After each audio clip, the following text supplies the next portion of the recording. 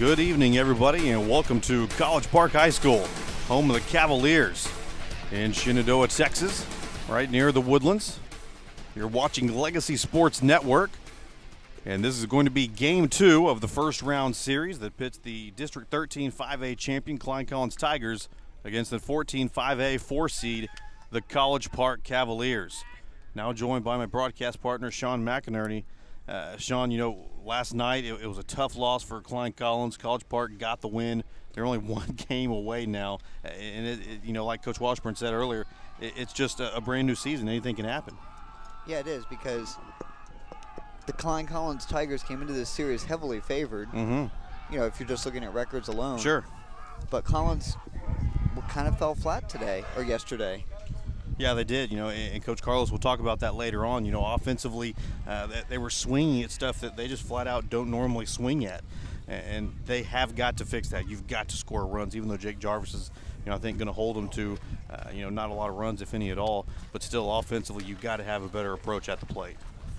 I think the weather also had some impact on the game last night, and it will again tonight. Yeah, well, tonight I don't think it's going to have an impact at all. It's beautiful weather, not cold. The wind is not non-existent, but it's nothing compared to last night. That wind was gusting 25, 30 miles an hour straight in from left field, and a predominantly right-handed hitting team. And, those are just pop-ups. But tonight, the wind, could be a factor later on if it picks up a little bit. But right now, yes, it is breezy, but nothing like last night. So it's going to factor a little bit, but I think it's going to be a little bit more offensively minded game here tonight. But what we shall see. We're going to take a quick break, and when we come back, we will have the Lone Star College pregame show here on the Legacy Sports Network.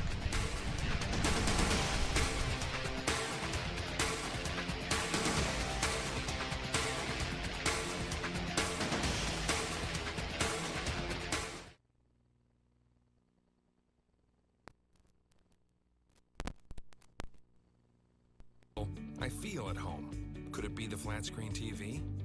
The not so mini fridge? The different free dinner almost every weeknight? Or maybe it's all of the above and all the rest. Am I home? Nope, but it almost feels that way. Homewood Suites by Hilton. Be at home. Our innermost desire is the force that inspires us to find outright delight. With any size icy cold Coca-Cola, soft drink, or sweet tea for just $1.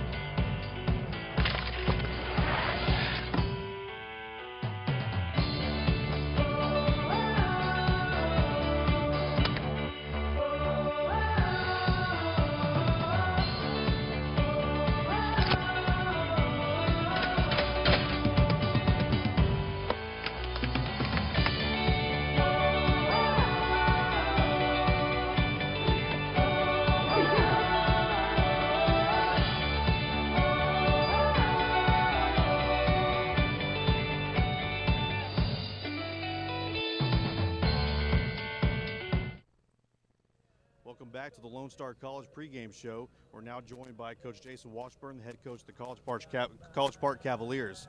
Well, Coach, like you just told me, you're doing a little bit better tonight. A huge Game 1 win. Talk about Ellingson and Kresman. They had a dynamic ball game on the hill. Yeah, it was great. But what I was really meant was the weather's better tonight. It's not blowing near as hard as it was last night. Yeah, David did a great job. He pitched with his back to the wall a couple of times. He got out of the big jam in the third and the fourth inning, bases loaded jams. And then Kresman did it in the sixth. So really proud of those guys. They really buckled down, made pitches when they needed to, and we played good defense too. You put up a 0 in the last column, you got a chance to win a ball game. Talk about how special Ellingson is. You know, he comes out, gets that huge double that really gave you all that spark, and on the hill, he just absolutely dominated. And then also, why did y'all take him out in the middle of the count last night?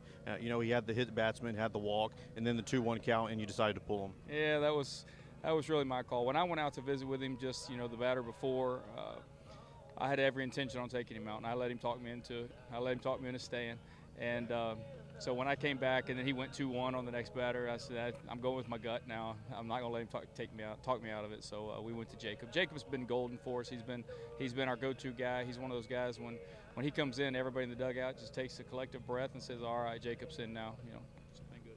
Well, Coach, who are you going to put on the hill tonight, and kind of what does he bring? Montana Parsons is going tonight. He's a junior. Fastball, curveball, changeup guy, and he'll compete. He keeps the ball down really well. When he's down, he's really good. And when he has his changeup, he's good, just like most high school pitchers, you know, and every pitcher in the game. But he's probably been our best guy this year to date. You know, he's been really successful.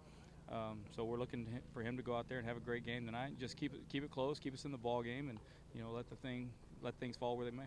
Well, Coach, last question here. Offensively, you know, Jarvis on the hill. What is y'all's game plan? You kind of keep it the same? Do you have a different approach at the plate? No, we're going to try to keep everything the same. We may go up there and look for the long ball a couple of times against Jake. Not really.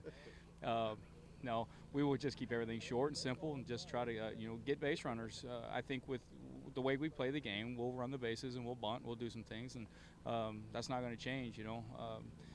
It's not football, so we don't have to try to figure somebody else out. You know, we don't care if they run the veer trap or option or, you know, they spread offense. We're going to do what we do, and they're going to do what they do. So we'll just go out and play the game.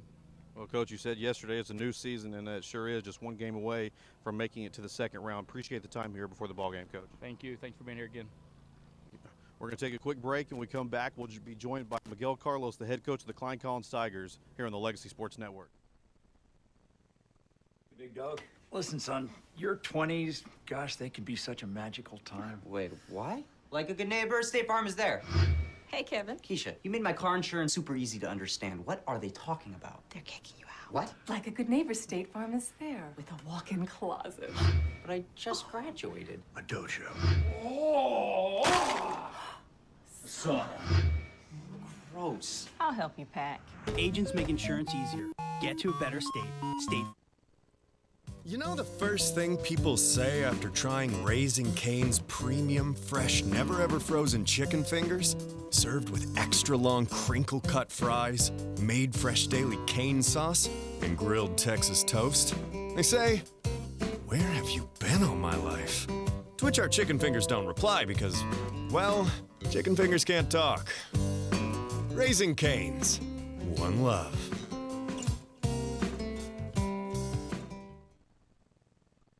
My kids go everywhere with me, so I won't go anywhere that's not spotless. So when my SUV needs a wash, you'll find me at Bubbles. Not only does Bubbles keep my car looking good, they're committed to making me as comfortable as possible. And that means keeping their lobby as clean as my car. Family owned and operated, Gorilla Reprographics have provided quality reprographic services since 1969. Whether you need an oversized banner, copies of construction drawings, color presentations for your next meeting, or you'd like to scan and archive those unorganized documents, Gorilla Reprographics can handle it all. Gorilla's team are proven customer service experts, proudly serving many of the same customers for decades. Visit them today at GorillaReprographics.com for a job done right the first time. Go Eagles!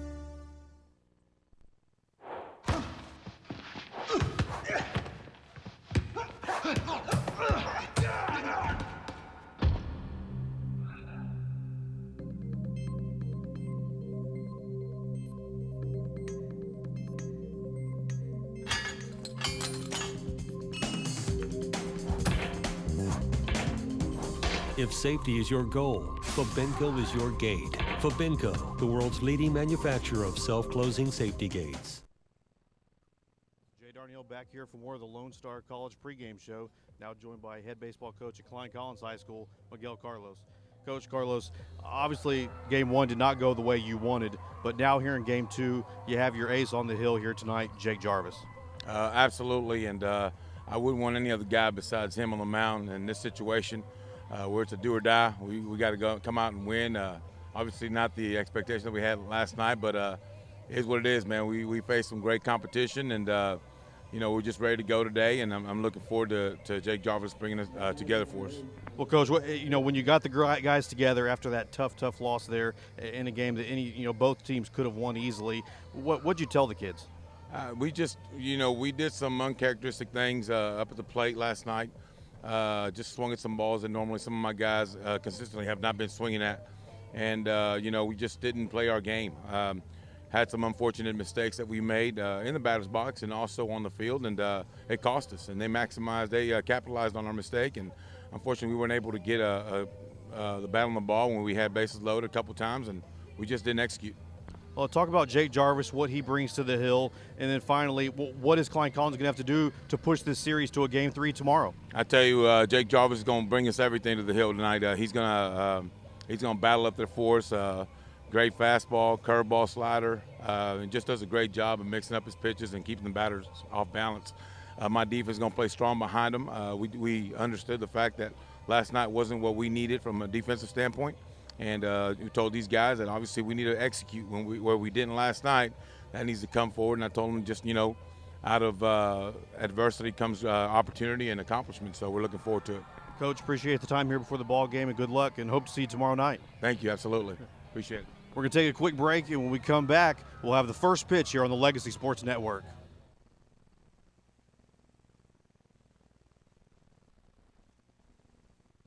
You know the first thing people say after trying Raising Cane's premium, fresh, never-ever frozen chicken fingers?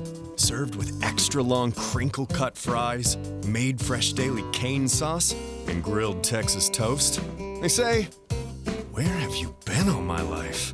To which our chicken fingers don't reply because, well, I'll admit it, I love my car. That's why I'll never take this classic to any place but Bubbles Car Wash. Why should I?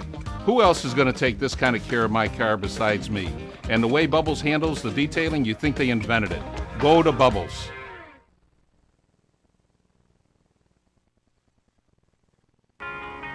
Our innermost desire is the force that inspires us to find outright delight. With any size icy cold Coca-Cola, soft drink, or sweet tea for just $1.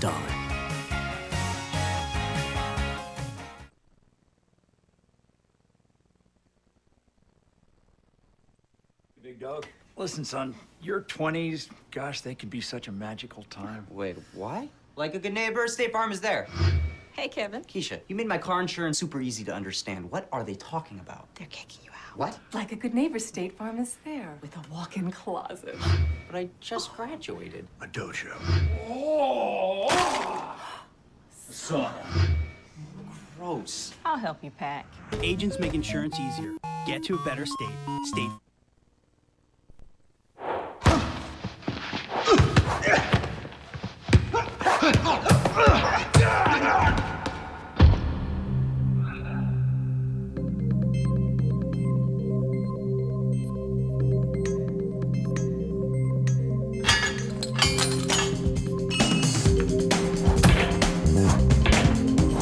If safety is your goal, Fabinco is your gate. Fabinco, the world's leading manufacturer of self-closing safety gates.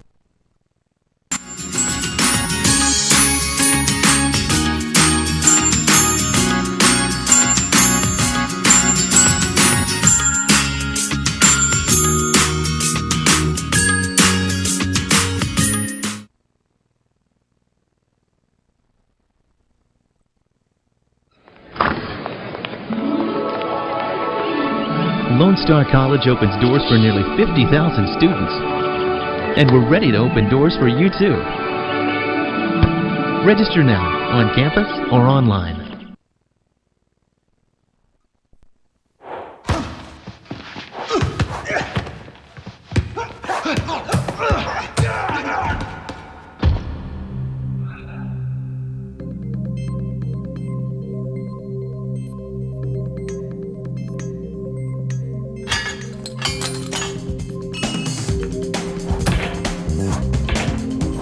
If safety is your goal, Fabinco is your gate.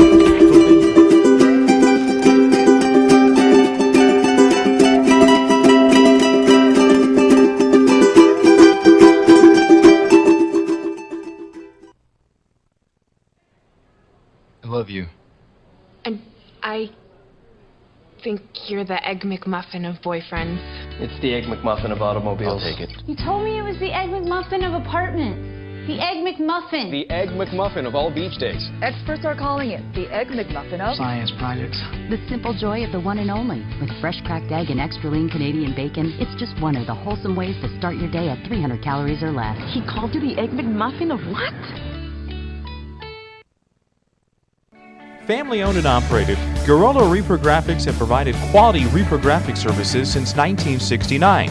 Whether you need an oversized banner, copies of construction drawings, color presentations for your next meeting, or you'd like to scan and archive those unorganized documents, Gorilla Reprographics can handle it all. Gorilla's team are proven customer service experts, proudly serving many of the same customers for decades. Visit them today at GorillaReprographics.com for a job done right the first time. Go Eagles! Hi, welcome to Raising Cane's.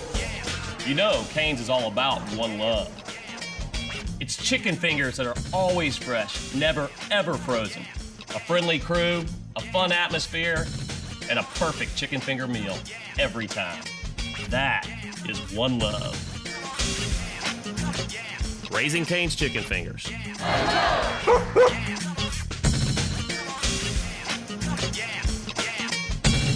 Next for Career Day, quarterback Aaron Rodgers.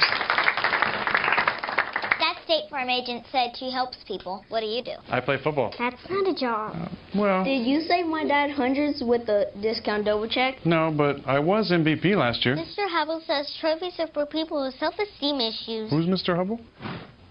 That's Rod Hubble. No, it is not. For savings, we're best in class. Hey, Roger! Discount double check! Get to a better state. State Farm.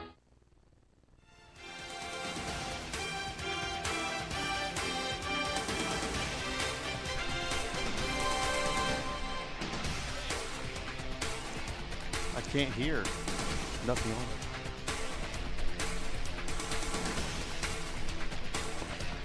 Welcome back to College Park High School here for Game 2 of this first round series. Klein Collins Tigers are getting announced here.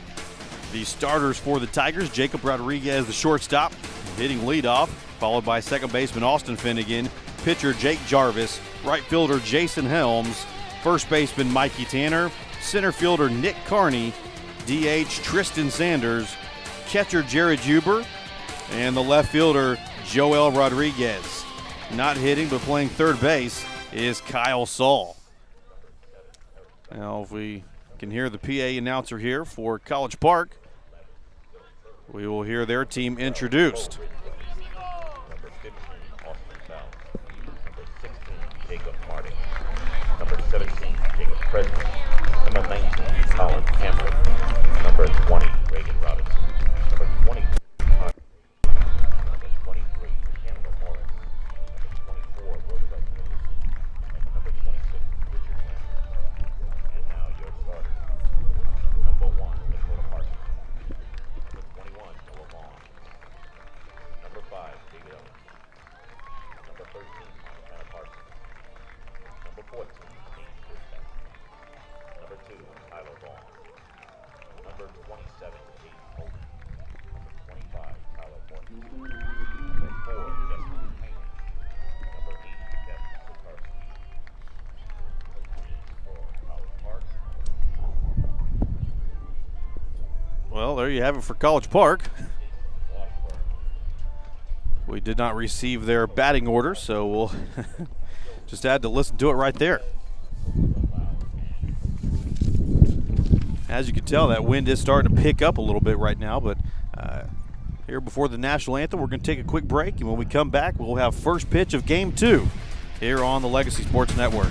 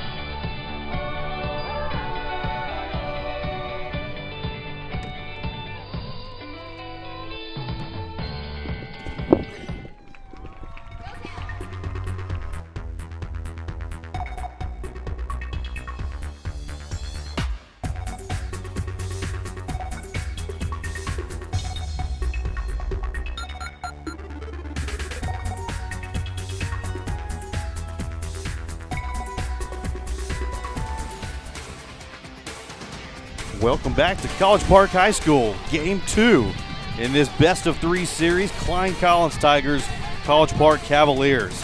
Last night, David Ellingson got the win for the Cavaliers in Game 1 at Collins, and here they are running onto their home field to try to sweep this series.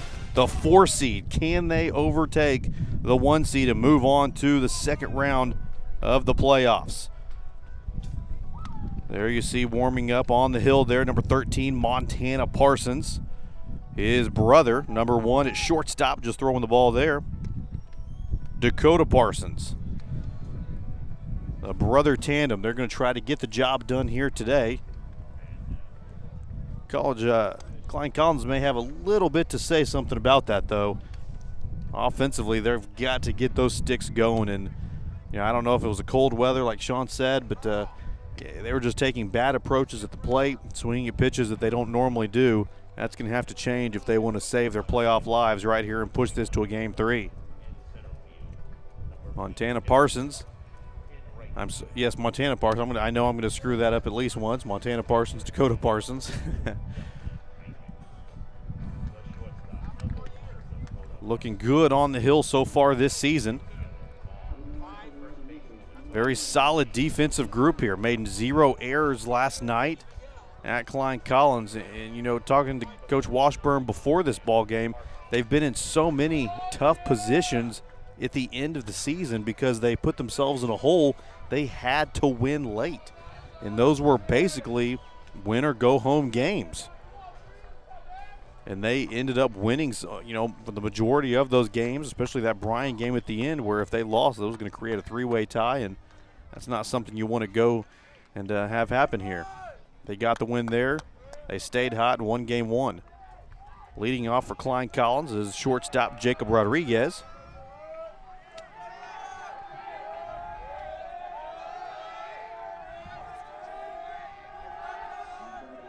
Here's the first pitch of the ball game from Parsons. Strike called right down the pipe. J-Rod watches it go by. The sophomore shortstop struggled in last night's game. Sharply hit ball into foul territory, pretty much right over our heads here.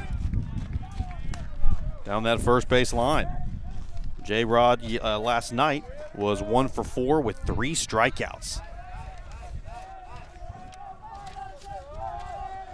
There you see his district numbers, though. Very, very solid season. Here's the pitch.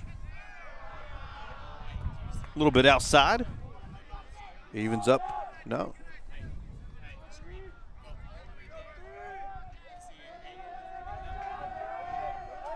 One ball, 2 strikes to count. That one low and away by Parsons.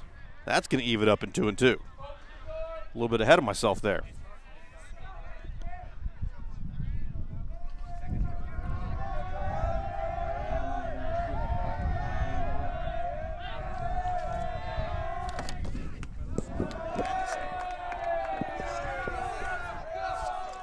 Ball 3 taken there.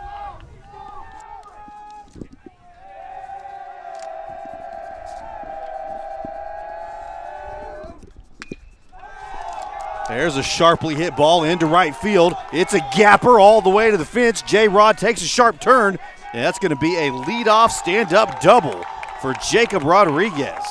Rifled that to the right side of the field there between the right and center fielder. He did a great job of going with that pitch. Took that outside fastball the other way.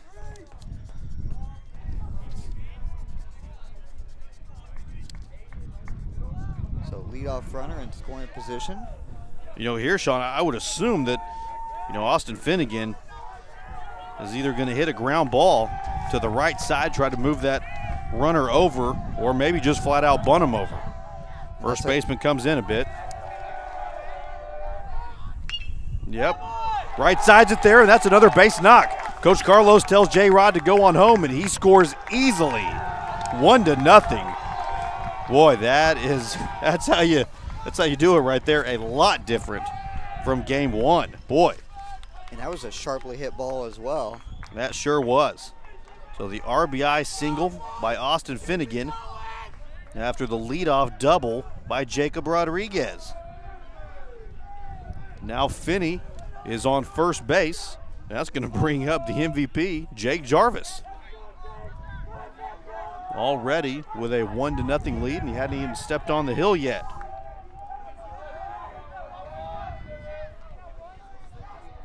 Parsons looks in. Finnegan takes a moderate lead. There's the pitch upstairs. Looks like an off-speed pitch there by Parsons.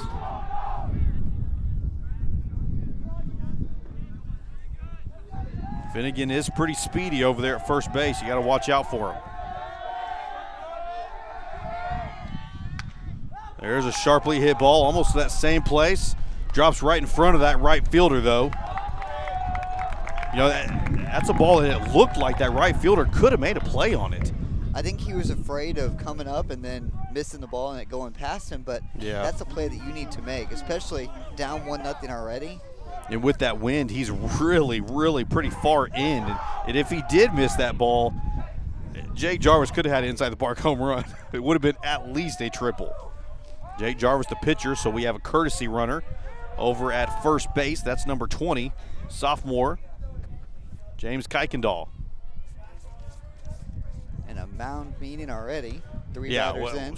3 batters in and 3 hits and 1 run. And 3 sharply hit balls, too. They weren't little flare singles.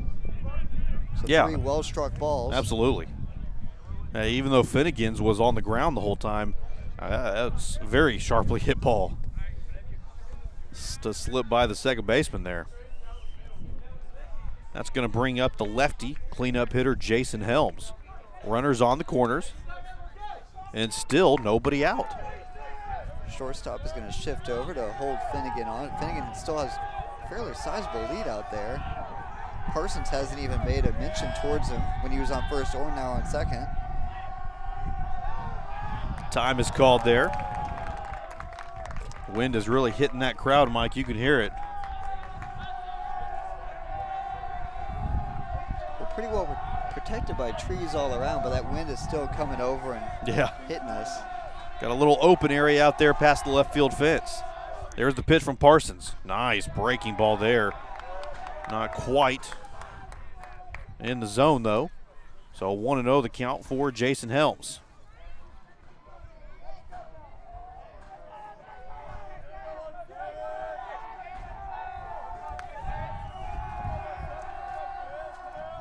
There's the pitch to Helms, down low with that fastball.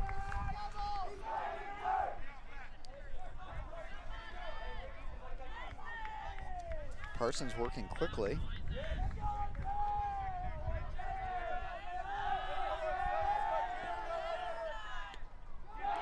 That one gets past the catcher, and both runners are going to advance. Oh, boy. Austin took a turn at third base, looked at home. There's a lot of space back behind home plate on this field. There really is. So a speedy runner and a lazy catcher could equal a runner scoring from second base.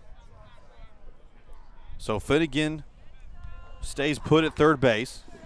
James Kuykendall is going to reach second base on the pass ball. There's the pitch. Strike called at the knees on the fastball. So another base hit here. That's another 2 runs. Finnegan faked like he was going home, too. Probably more of a distraction for Parsons, who still hasn't even looked at either runner. Yeah. Well, he's going from the windup, too, so he's not worried about a runner. That one lifted up and foul out of play. Well, at this point with no outs, he needs to worry a lot more about the runner at the plate than the runners that are on base. Yeah. 1-0 the score. Full count here. But runners on second and third for the Tigers. There's the pitch from Parsons. Grounder, it hit. Parsons is hurt. Hit him on the elbow. Oh, no. Jason Helms absolutely crushed that baseball, and Helms is hurt bad. Yeah, Parsons dropped his glove. I'm sorry, yes, Parsons. Dropped his glove and went straight down. Runner did score. Runners on first and third now after that base hit. Yeah, you can see it there. And you hate to see an injury like that, especially this early in a playoff game. Yeah. Tell you what, though, that is 4 consecutive base hits. So whatever. I would be he's not shocked. fooling anybody. No, I would be shocked if he was able to continue pitching, because immediately he dropped his glove. Didn't even worry about the baseball. He was hurting pretty bad. Yeah, because you'll see a lot of times in a situation like that where the pitcher will go ahead and make a play on the ball and then call over for the trainer or then walk off the field, but he didn't even look for it. Yeah, the trainers are sitting there looking at his arm, and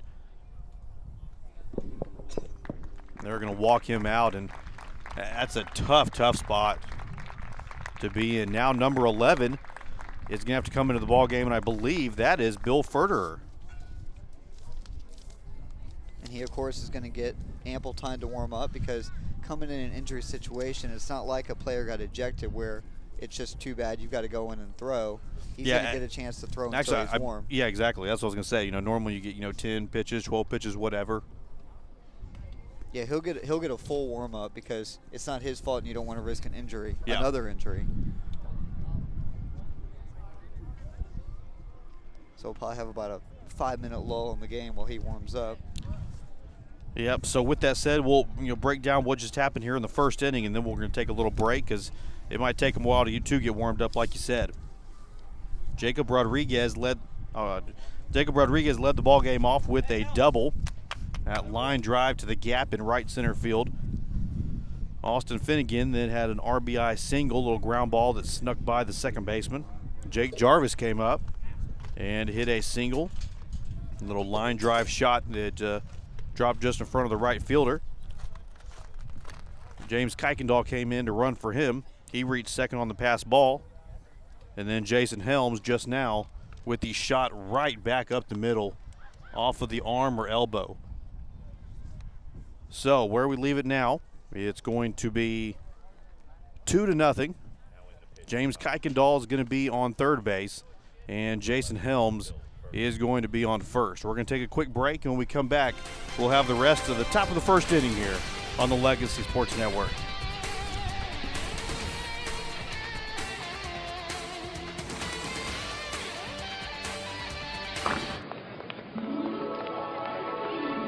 Lone Star College opens doors for nearly 50,000 students. And we're ready to open doors for you too. Register now, on campus or online.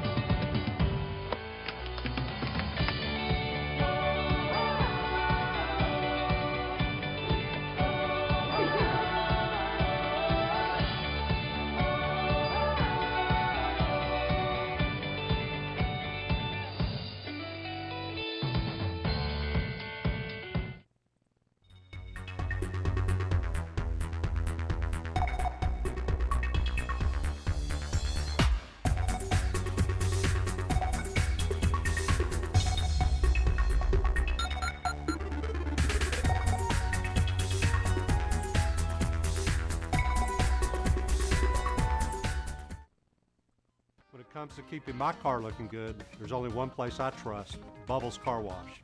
That's because only Bubbles uses landfill mitts with every hand wash, and their detailing crew removes every last bit of dirt. Only the best for my car, that's Bubbles.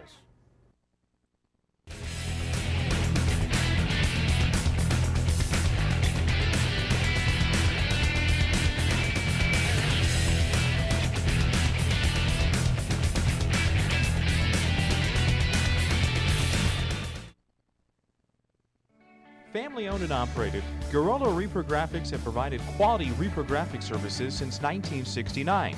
Whether you need an oversized banner, copies of construction drawings, color presentations for your next meeting, or you'd like to scan and archive those unorganized documents, Gorola Reprographics can handle it all. Gorola's team are proven customer service experts, proudly serving many of the same customers for decades. Visit them today at GorolaReprographics.com for a job done right the first time. Go Eagles!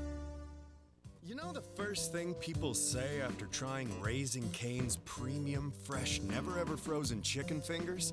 Served with extra long crinkle-cut fries, made fresh daily cane sauce, and grilled Texas toast? They say, "Where have you been all my life?" To which our chicken fingers don't reply because, well, chicken fingers can't talk. Raising Cane's. One love.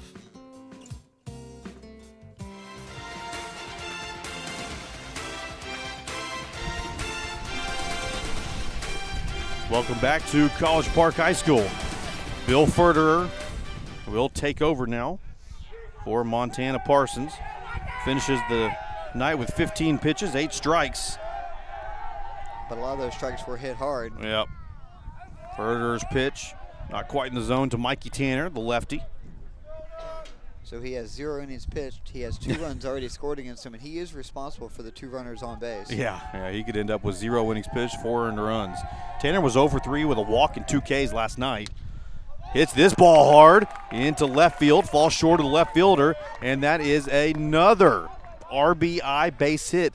Sean, 5 consecutive base hits by the Tigers to lead off this ball game. And the Tigers showing once again excellent discipline at the plate because he took that outside pitch and drove it over the shortstop's head rather than trying to turn on that pitch and pull it like you see a lot of batters trying to do.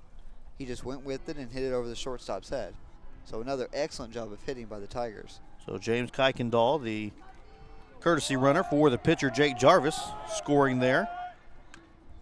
It's going to put Helms at second. That one's hit by Nick Carney, the center fielder, at the plate now. 3-0 the score, still top of the first inning, and still nobody out. So big inning has the potential to get even bigger. And there's a huge gap over on the left side. Shortstop is holding the runner on second base, and the third baseman is playing close to the bag. Not quite sure what that strategy would be. Carney fakes the bunt, pulls it back, evens up the count at 1-1. A lot of games have already started. I know that Klein A&M game 2 started at 5:30, so we'll get you updates here on that in just a moment. Ferderer checks the runner, Helms at second. Brings the pitch, foul tip by Nick Carney. Carney leads the ball club with 3 home runs here for the Tigers. Last night was 1 for 3. There you see, his numbers. He's let's be honest, he has struggled a little bit in district play, but that's a dangerous kid. 1 for 3, hit by a pitch, scored a run, and 1 strikeout last night. So those numbers district play, or is that overall? District play. Was really hot at first and kind of tailed off during district play, but had a little injury at the end of district, and it's just not a kid that you want to take lightly, even though he has those numbers that were a little bit down. 2 balls, 2 strikes for Carney. Ferderer checks Helms. Now he brings it. A little chopper, third base side, but it's foul. That evens up the count at 2-2.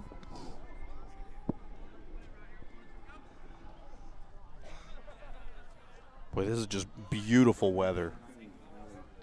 Yeah, it is. I thought that when we first came out here, the wind was really whipping around. It has since calmed down. Boy, good looking breaking ball there. Must have been just barely outside on that one. Full count, 3 balls, 2 strikes. Because the wind, as we mentioned earlier, was a huge factor in yesterday's game. And I thought it was going to be the same today, but not so much right now. Here's the payoff pitch. Hit foul by Carney. And yesterday's ball game, he was the last out. And he, I believe, fouled off 4 or 5 pitches once he got to a full count. And he does a great job at just staying alive. And too bad we don't have the music like they have over at Pro Staying Stadiums. alive. I'm not going to sing it for you. No. Here's payoff pitch number 2 from Furter. Fouled off unintentionally by Nick Carney. Yeah, it was an inside pitch, and it was probably ball 4, but it looked like it hit him on the handle of the bat, maybe? Yeah, it looked like it did. Either the handle or right above, or it might have even hit the knob. Yeah. Normally on a pitch like that, I was always taught to just drop the bat. Yeah. Because you don't want things like that to happen. Payoff pitch number 3. There's a hard hit ball to right center field. It's going to be an easy play, though, for the right fielder. Showing off his arm there. Great throw to the cutoff man. So that would be the first out of the inning recorded by the Cavaliers. And that brings up Tristan Sanders, the DH for this evening.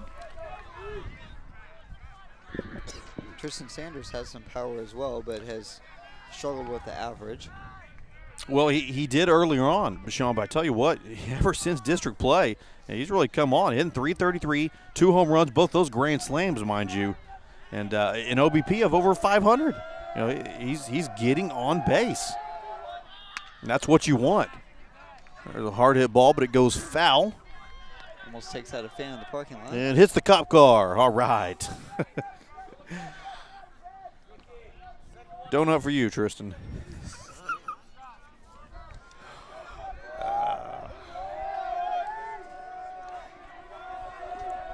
0-1 the count for Sanders.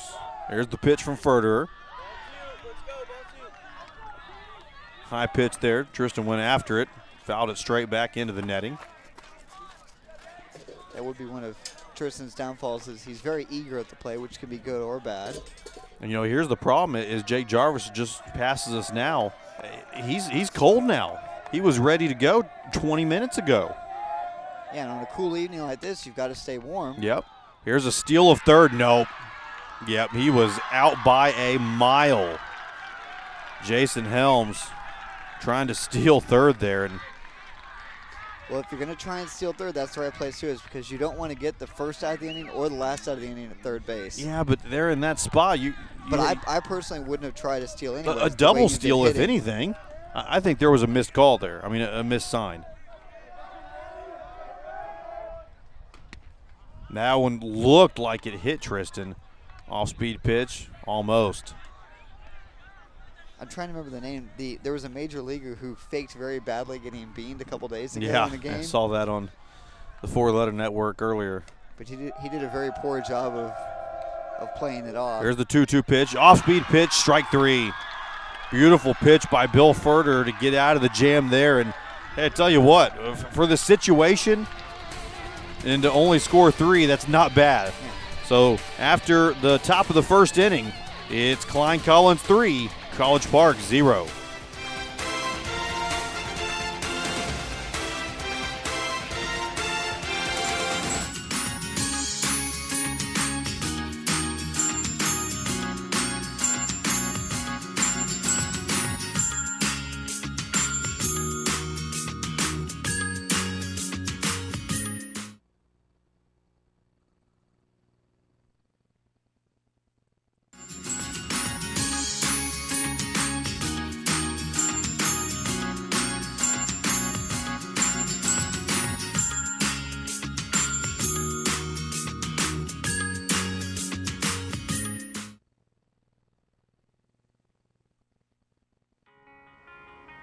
Our innermost desire is the force that inspires us to find outright delight.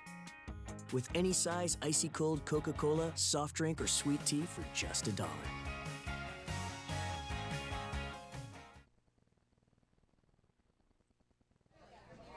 Hi, welcome to Raising Cane's. You know Cane's is all about one love. It's chicken fingers that are always fresh, never ever frozen.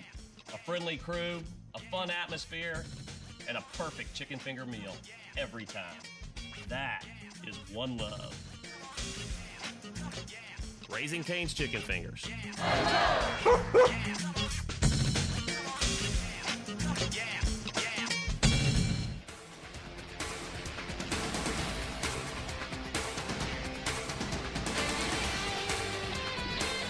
Well, the Tigers erupted for 3 runs on 5 hits in the top of the first inning.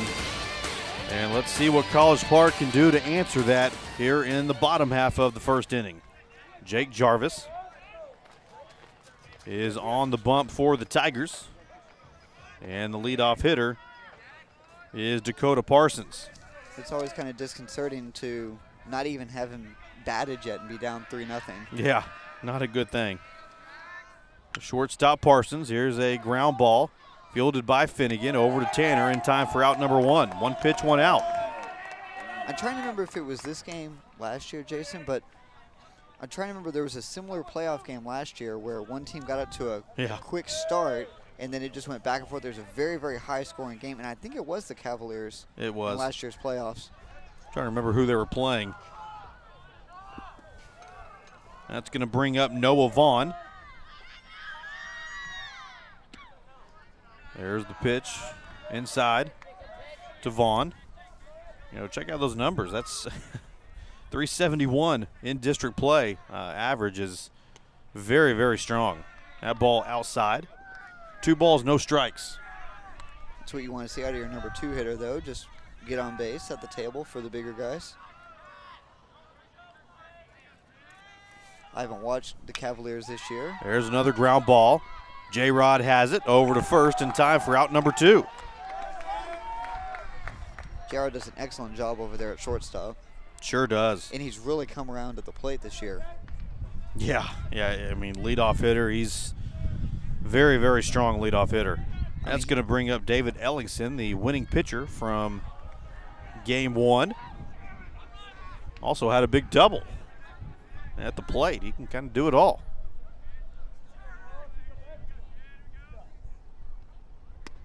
Fastball upstairs. Taken by Ellingson for ball 1.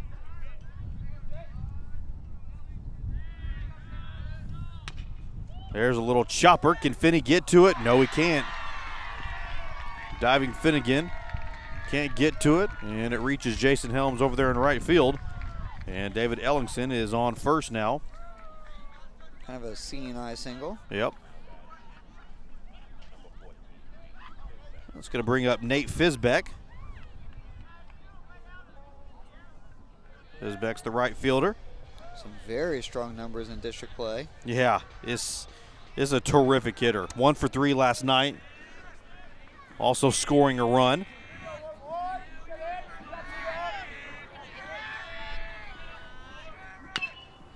There's a chopper. Is it going to stay fair? Yes, it is. Jake Jarvis has it. Tries to tag him. Not sure if he got him or not, so he threw it over to first, and he did get him in time over there for out number 3. So 1 hit, but Ellingson is stranded after 1 full inning of play. Here at College Park, it's Klein Collins 3, College Park 0.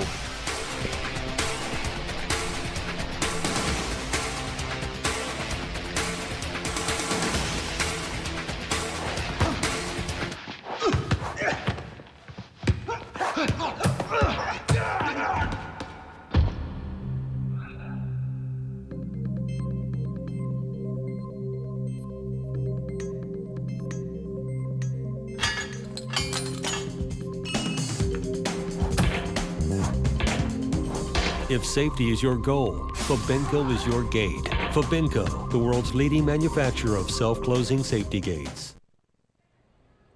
I love you. And I think you're the Egg McMuffin of boyfriends. It's the Egg McMuffin of automobiles. I'll take it. You told me it was the Egg McMuffin of apartments.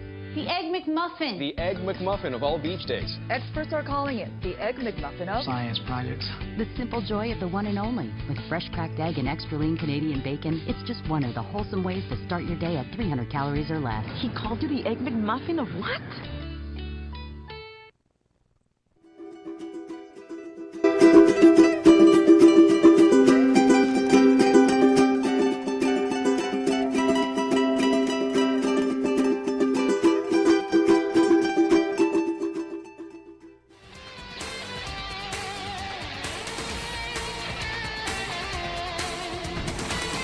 So after 1 full inning of play, College Park is in a real jam here, already down 3-0.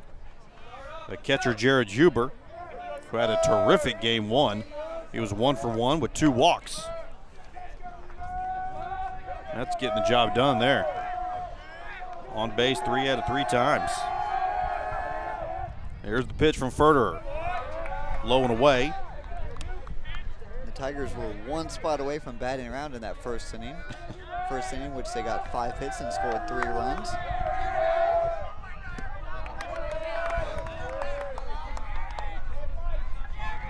Ferderer did a good job coming in, and to borrow one of my colleagues' phrases, shut the door down.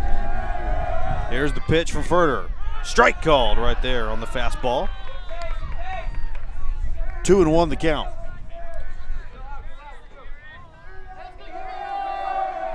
Ferderer shakes off the sign from Mortensen. Now he brings it right over our heads and almost landing in left field of the softball field, which is just behind us, facing the opposite direction. Evens it up at 2-2. The wind's starting to whip around now, though. It's kind of back and forth. That fastball taken high by Huber. Boy, Jared Huber had a terrific defensive game yesterday, Sean. Just a brick wall back there. Only a junior. He'll be back next season for the Tigers. Change up. Chopper on the ground. Second baseman has it. Over to first. Poor throw. What a scoop. Great scoop there by Jaden Holden at first base. Not a hit, not a bad hit there by Jared. They just made a play on it. Almost forced the error. Put the ball in play and good things can happen. Especially at the high school level, where you tend to see a little bit more loose fielding, a lot more errors. It's going to bring up the left fielder, Joel Rodriguez. Lightning quick, great defense. Really hitting the ball well. There's a chopper. He's going to make the third baseman make a great play, and he can't do it. Like I said, he can fly. Very speedy, and he shows it right there. Just a little tiny chopper. Yeah, basically a swinging bunt. Yeah, and he can just run like the wind, and he's on there safely with an infield single. So that's back up to the top of the order. The other Rodriguez now, called J-Rod. Yep, brother Jacob at the dish. Joel, big lead over there. This one lifted into right field, should be an easy play. And it is for Tyler Vaughn. So Austin Finnegan, RBI single in his first plate appearance. 1 inning to go. Up now, 2 outs, 1 runner on. Now wouldn't be a bad time to try to steal second, because a base hit could easily score Joel. Ferderer checks the runner, now brings it. Nice bunt by Finnegan down the third baseline. No chance at all. Wow. What a terrific bunt. Like a little side story, Austin Finnegan and Bill Ferderer during the summer play for the same summer team, the Banditos, and they were on the same Banditos team. Went to Georgia together, played in a lot of tournaments. They both know each other very, very well. So you should have been looking for that then. Because if you've played with Austin for a while, you're going to know. Yeah, Austin bunted a lot down there in Georgia, so he knows he can do it. And you have 2 extremely speedy runners on base right now for the Tigers, so anything in the gap is going to score both of them easily. Yep, and Jake Jarvis, the man you want at the plate. Oh, a close pitch right there. Called a ball in the fastball. Jake with another chance to help himself. Helped himself in the first inning with a base hit right in front of the left fielder. I'm sorry, right fielder.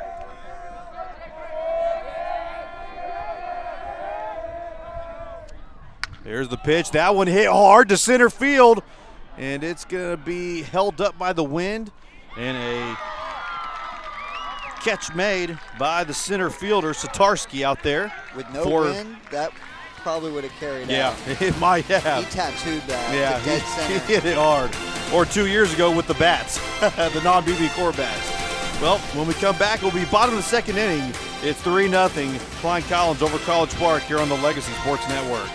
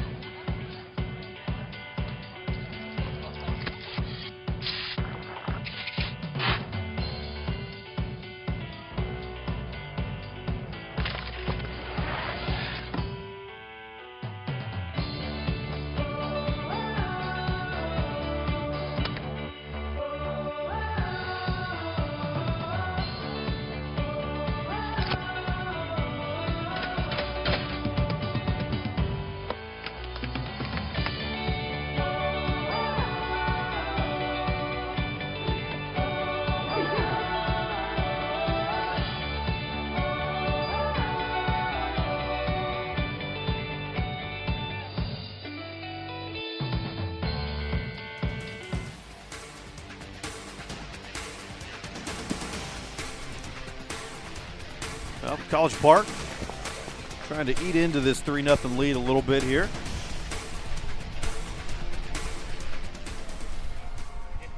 Did a nice job in the second inning defensively. It's going to bring up Jaden Holden, the first baseman. Jaden Holden went 1 for 2 in yesterday's game. Drove in a run, got hit by a pitch. Takes that first pitch down low for ball 1. You know, now that sun is dropping, it is starting to get a little bit chilly now. Yes, it is. Fastball taken low. 2-0 the count. And that'll have a bearing on the pitchers as this game wears on. Another long inning like that first inning actually can be detrimental to a pitcher. And you always want more runs, but you don't want to get cold in between. Yeah.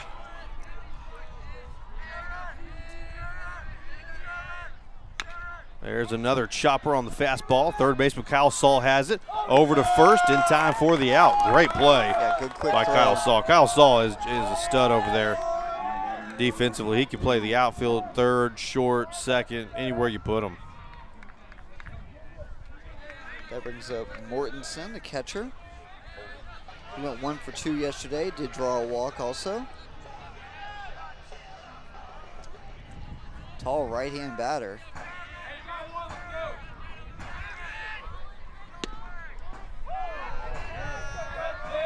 He takes the pitch. Couldn't have missed by much. Yeah. Struggled a little bit in district play, hitting a little bit below 200. There's another chopper. J-Rod has it, the shortstop. Over to Tanner in time for out number 2. Jarvis doing an excellent job of keeping that ball down low, forcing a lot of ground balls. Yeah, that's what you want. I mean, strikeouts are good, yeah, but you get those ground balls and you're going to force double plays and you're going to keep your pitch count down. And that's what allows those pitchers to go deep into ball games. I was about to say, he's probably gotten 3 or 4 outs on first or second pitches. Yeah. It's going to bring up Heinrich, the lefty. Fastball taken for a ball, a little bit low, a little bit inside. Third baseman went 0 for 3 yesterday. There's a strike on the fastball by Jarvis. Jarvis working very quickly.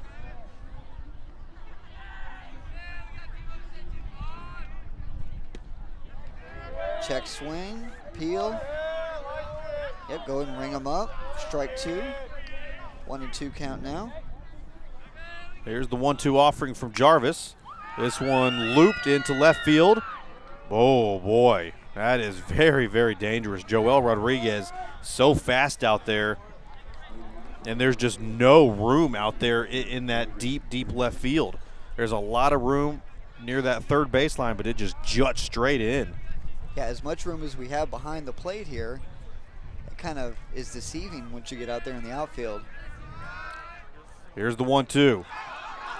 Swung and missed. Wow. So it's going to be a strikeout for Jarvis, but a drop third strike, and that's going to put Heinrich at first base. He got fooled really badly by that pitch because he started to, it was down in the dirt, tried to check his swing as you saw, couldn't finish, but the pitch was so low that it got past our catcher. So we ended up with a strikeout and a runner on first base. And you know, that actually happened a lot in the no-hitter against Atascocita, especially in the last few innings. There was 3 occurrences where the drop third strike. He was just throwing those breaking balls in the dirt, and they were just swinging away. Have a courtesy runner in there for College Park. That's Ryder Lucas, the junior. Jarvis checking on Lucas over there at first. Here's the pitch. Fastball, he's going to go to second. Lucas is nailed. Oh, yeah.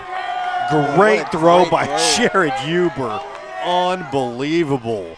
Ryder Lucas had no shot at all. That was a cannon. After 2 full innings of play, it's Klein Collins 3, College Park 0 here on the Legacy Sports Network.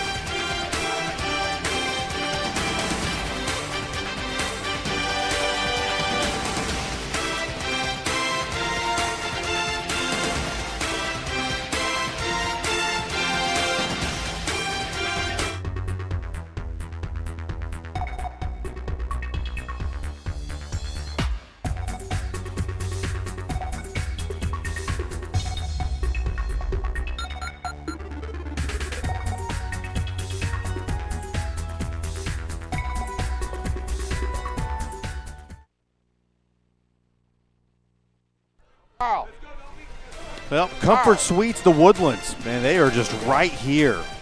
Right off I-45 here in Shenandoah, Woodlands area. A lot to do out here, and if you want to come out and enjoy the area, you need to stay close by. The Comfort Suites, the Woodlands. That's the place to stay.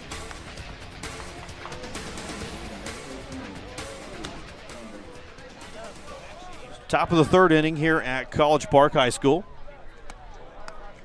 3-0. The Tigers lead it. David Ellingson, still on last night. Montana Parsons, the junior pitcher, getting rocked with a line drive by Jason Helms, hitting him somewhere on that arm or elbow area. We're not 100% sure, but there was no way he was coming back. That thing had to swell up immediately. Trainers were looking at it, and that's not a good sign. And even if it was to stop swelling now, of course he can't come back into the game. Yep. Boy, that's a nice off-speed pitch there by Bill Ferderer. Get the strike called.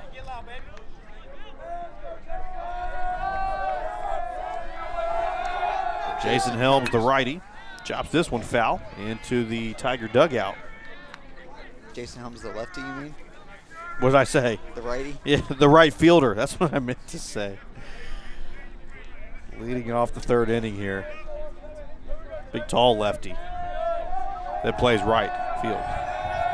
There's the pitch from Ferderer. Change up, just barely outside. Very smooth swing, though. Oh, yeah. He's been in a lot of big-time situations in the postseason. 2 balls and a strike to Helms. Here's the pitch from Ferderer. Down low. 3-1 now to Helms. Very, very patient hitter. 1 for 2 with an RBI and a hit by... 1 for 3 with a walk and a K in game 1. Strike called there. Full count now to Helms. 3 balls, 2 strikes. Nobody out, nobody on. Top of the third. Here's the payoff pitch. Strike called. Got him looking. You know, it looked a little bit inside, but wow, on a full count. You can't let a pitch like that go. Yeah, it's tough to watch that one. And also, he left a little bit early because if the pitch is borderline and you flip your bat away like that and start walking to first, you're going to get rung up. So 1 out, nobody on. And that brings up Mikey Tanner. Tanner, the other lefty. All-speed pitch outside for ball 1. Tanner's 1 for 1, had that RBI singled to left field. Put up some good numbers this year. Oh, boy. No kidding. There's a little blooper into left field. Blooper carried it far. It did, actually. Looked like he kind of hit it off the handle. Yeah, and I'm surprised it carried that far. Well, the wind has actually completely died down now. The fly just kind of flapping back and forth there, but not really any wind to speak of. It's kind of coming in waves. Unfortunately for Jarvis, it seemed to have been blowing when he was up, as we have a foul ball on the third baseline. So Nick Carney, 0-1 count here. 2 outs in the inning. Nobody on. Trying to be the start of a 2-out rally. Here's the pitch from Ferderer. Well hit Sharply hit ball. Yeah, Dakota Parsons all over it at shortstop, though. Makes a great throw over to first base in time to get Carney for out number 3. So 1-2-3 go the Tigers in the top of the third. It's 3-0 here. Collins over College Park here on LSN.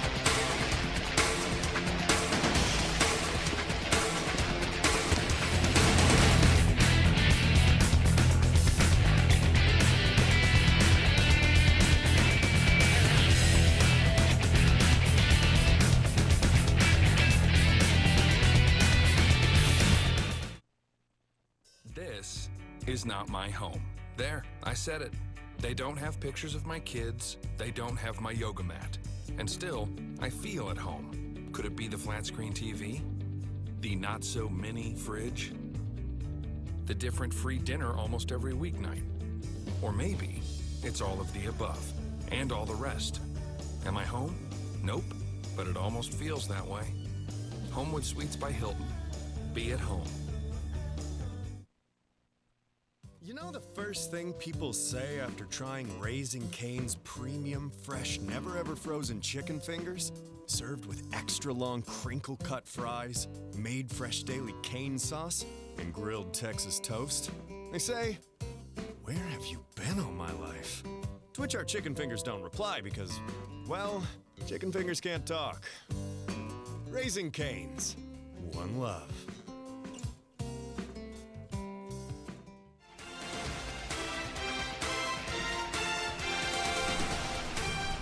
Well, back here at College Park, home of the Cavaliers. Going to bring up the center fielder, Jeff Satarski. Way late on that fastball from Jarvis. 0-1. He can bring it. Here's the 0-1 pitch. Change up. Left upstairs. Jarvis is kind of getting to that point where he's in the zone. You can tell, first of all, by how fast he's working. He's waiting on the batter every time to step in. That one goes foul.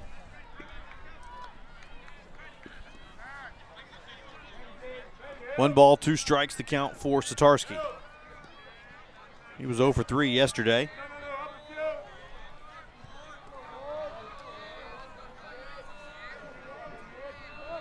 Here's the 1-2 pitch. Way late on that fastball again. And that is going to be another strikeout for Jake Jarvis. So that brings us back up to the top of the order. Yep, Dakota Parsons grounded out to the second baseman, Finnegan, to lead off the ball game offensively. I would assume this is the brother of the pitcher. No, not Satarski. I'm talking about Parsons. Yeah, wrong graphic up there.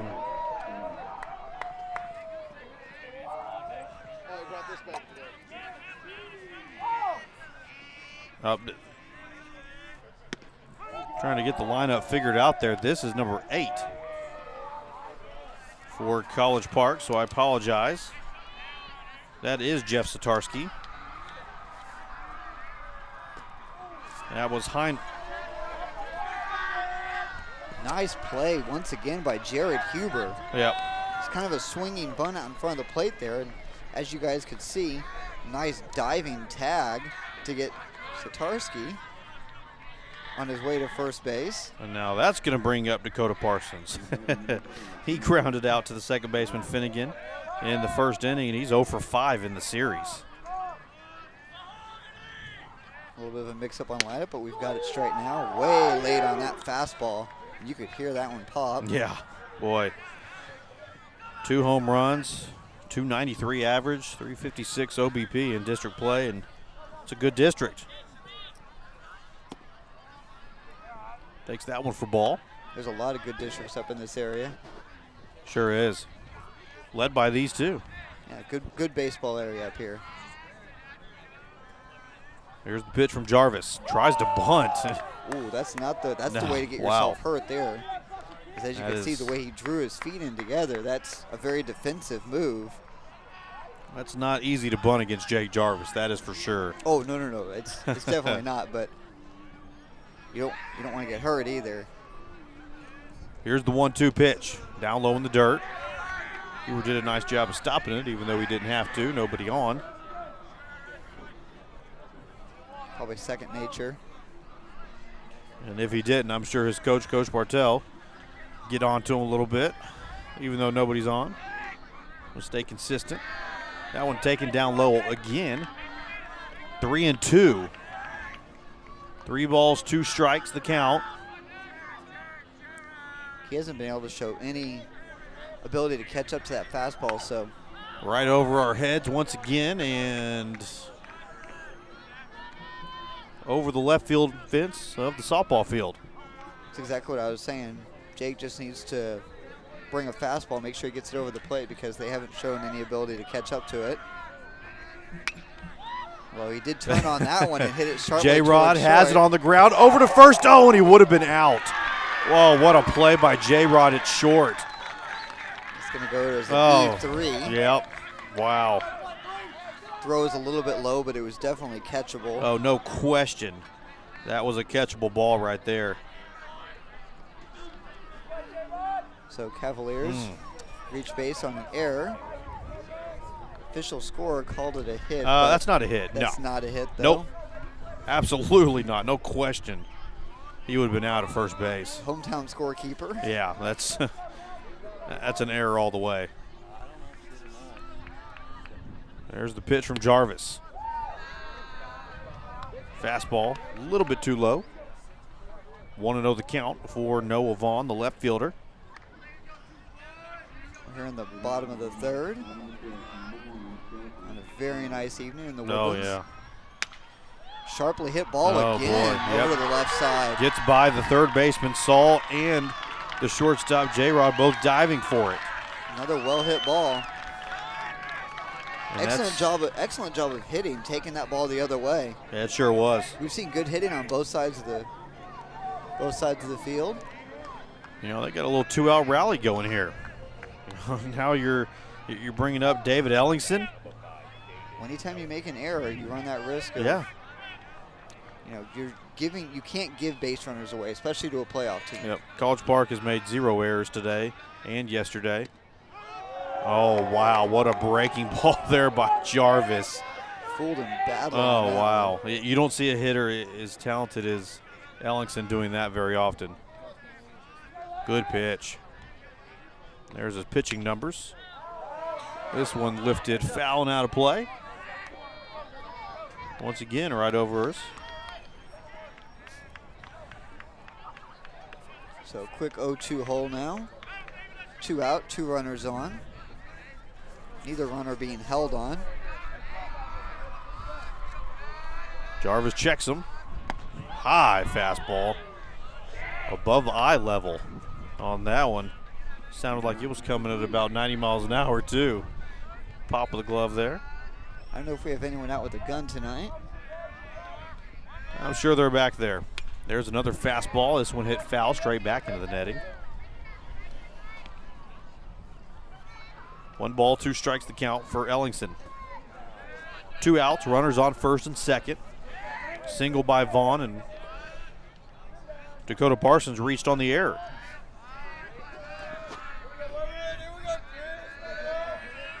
Here's the 1-2. There's a sharply hit ball into left field. And here is the arm of Rodriguez. It gets by the catcher, Huber. And both base runners will advance up another bag. Jarvis kind of dropped the ball on that one a little bit. I'll tell you what, though, you know, all unearned runs. You make that play right there, you get out of the inning. Instead, now College Park is right back in this ball game. The reason why I said Jarvis dropped the ball is because he should have been backing up that play at home. Yeah. That would have prevented the runners from moving up to second and third. The run would have scored regardless, and as you said, that's an unearned run due to that error. Yep. Errors and leadoff walks. Still an RBI single by Ellingson, though. It's still a well-hit RBI single, too. Yes, he smoked that one.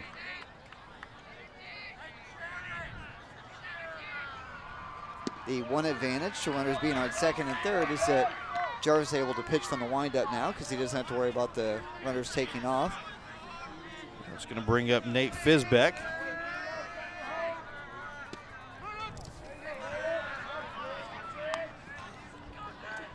Fisbeck grounded back to the pitcher.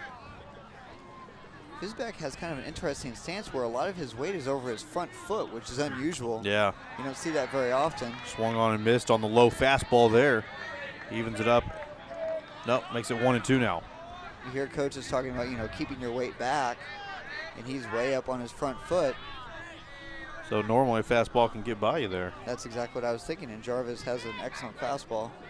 I'm sure the pitching coach, Coach Griff, for Collins, sees that, and I'm sure he'll pound away with that fastball. There's a breaking ball way out in front of it. Wow, what a pitch. But due to the error, that allowed College Park, with that big RBI single by David Ellingson. The new score after 3 is Klein Collins 3, College Park 1.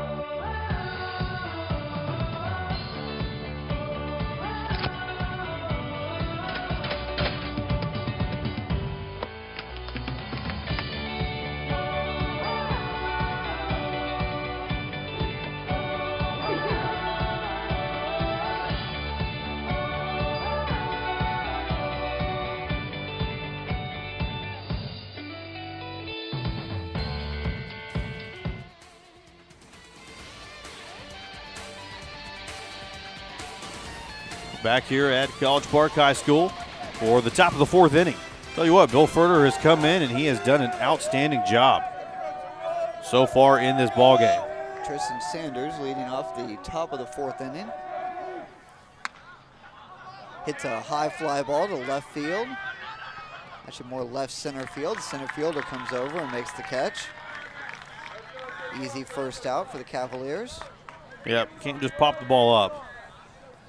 That's not going to get the job done. So 1 pitch, 1 out, and that brings up Jared Huber, catcher who is showing off his laser arm an inning ago.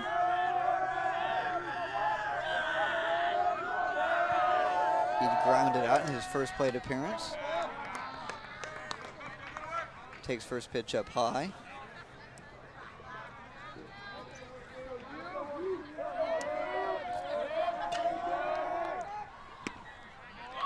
Little bit late on that one. So it evens up the count at 1-1.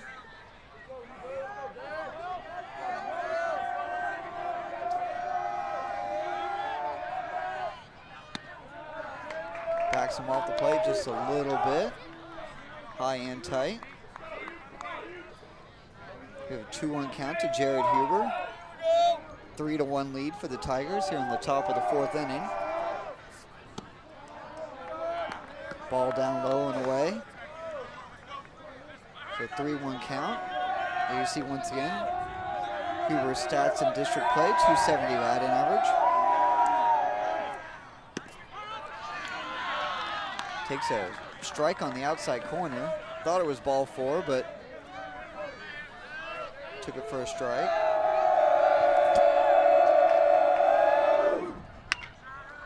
Fouls this one over into the parking lot, scatters a whole bunch of people, and then it bounces off a car. That area is like a magnet for those foul balls tonight. It's right over us. Just glad those aren't line drives right here at us. Boy, that is ripped into center field. Is it going to get by him? Yes, it is. All the way to the wall. Jared Huber is going to have a stand-up double. Wow. Well, he ripped that one. Boy, when you get production like that from your catcher defensively, and then he steps up to the plate and does it offensively, big, big help. Wow. We will get a courtesy runner since that is our catcher. So 1 out double by Jared Huber. Courtesy runner for Huber. Looks like number 10. Yep, that's Kyle Dykeman. It's going to bring up the 9-hole hitter, left fielder Joel Rodriguez. Had that single in the 2nd inning. That swinging bunt that he showed off his speed with. Right down that 3rd base line, and he flew down the 1st base line. Fastball. Low and away, ball 1. First base coach trying to let Dykeman know that they weren't holding him on. Take a little bit bigger lead. He only had a few steps there. Now he takes a little bit more sizable lead. Furter steps off, wants to chat with his catcher. Probably this is about changing up the signs with a runner on 2nd base. Not going with 1, going with 2. Yep. Totally change up the signs with the runner on 2nd. Here's the 1-0 to Joel. Fastball high. 2-0 now.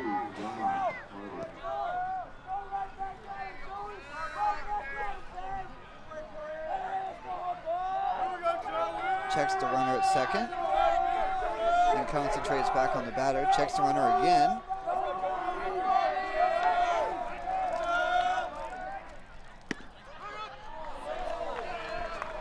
Cavaliers, I'm not quite sure what this approach is. Both the shortstop and the 2nd base are converging to cover the runner, so that leaves 2 gaps on both the right and the left side. I'm not quite sure what they're doing there. Back in normal position now, though. Now the 2nd baseman's going to break, and here's the pitch. Chopper on the ground. That shortstop makes a great play, throws it over to 1st. Yep, got him. Got him at 3rd. Wow. Great play there by the shortstop. And like you said, if he had taken one step closer to second base, then he would not have been able to get that ball. Well, actually, he made an excellent, he was in the correct position, but also the decision to go to third because he was not going to throw out Joel on that hit because it was too slowly hit. So he would have beat that out to first again. So his only play was to go to third. Yeah, Coach Portell saying there, if the ball is in front of you, you don't want to push it. Joel Rodriguez dives back in there safely. Big lead over there at first base.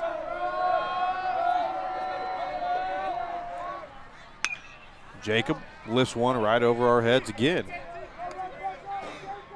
I wouldn't be surprised to go ahead and see him take a shot at second base. Because with 2 outs no question. And your leadoff hitter up, there's not really any risk at all. Yep. If you get caught stolen, leading off the next inning will be your number 1 hitter. And even in an 0-1 count, he'd get a brand new count too. So here's the pitch from Ferter, down low, fastball. Evens it up at 1-1. And if you do get it, then hey, a base hit will score a run. Yeah, so it's a win all around. I wouldn't be surprised if it was on this pitch or the next pitch. We'll see him go.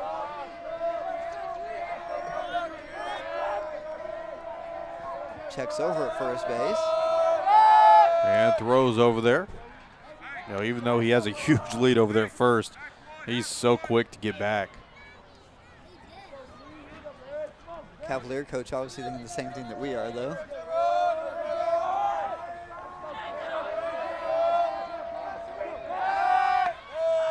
Not really a true pickoff move those last 2 times, just kind of making sure, hey. Yeah, I'm looking at you. I'm watching what you're doing. I know what you're thinking. Don't get too far out there.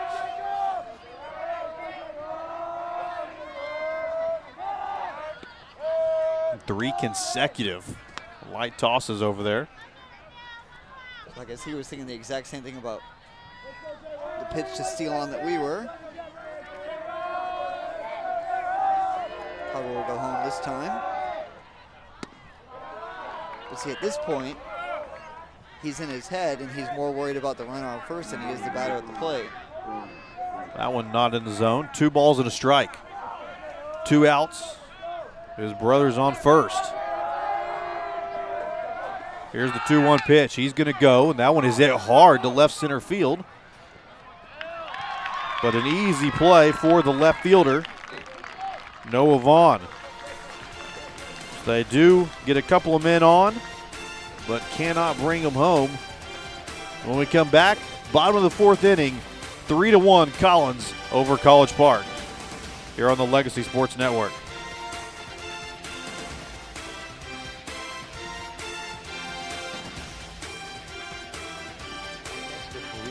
Quarterback Aaron Rodgers. That State Farm agent said she helps people. What do you do? I play football. That's not a job.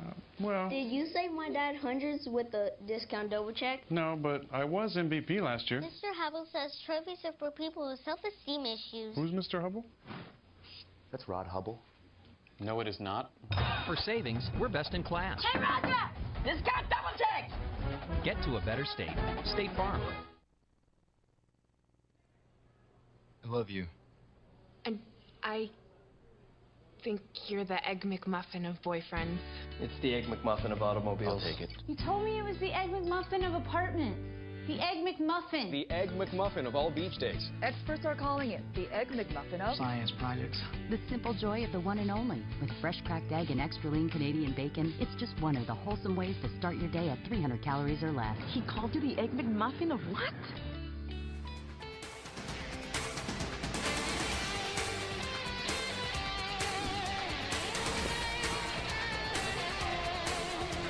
Well, up now for the Cavaliers is the second baseman, Tyler Vaughn. Number 2, the right-handed hitter. Vaughn grounded out to the third baseman, Kyle Saul, back in the 2nd inning. Here's a chopper. Kyle Saul has it again over to first. It's a hopper, and that is another error by the Tigers. Errors are going to continue to let College Park stay in this game. And last night, that could have been a tie ball game if not for the errors. And especially here, and with the leadoff hitter, so they effectively gave him a leadoff double. So runner on second base, nobody out. Here in the bottom of the 4th inning, Tigers currently clinging to a 3-1 lead. For Cavaliers with their leadoff runner on second base. We're gonna have a quick meeting at the mound. Cypress Wood Golf Club. You see there, what a beautiful, beautiful place over there. Not too far away from here as well. If you want to go golfing on a top-notch facility, you need to head out to Cypress Wood Golf Club. They're going to sponsor our trivia question. That's why you hear the music there in the background, the Jeopardy music. That's going to be coming up later on in the ball game. So Cypress Wood Golf Course, Golf Club. Meeting is over now, so. By the way, the winner is going to get 2 free rounds there. That's an excellent prize for a trivia question. That is.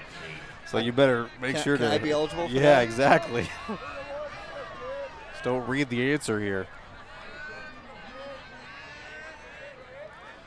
Jarvis checks the runner at second. Fouled back into the netting. That is Holden.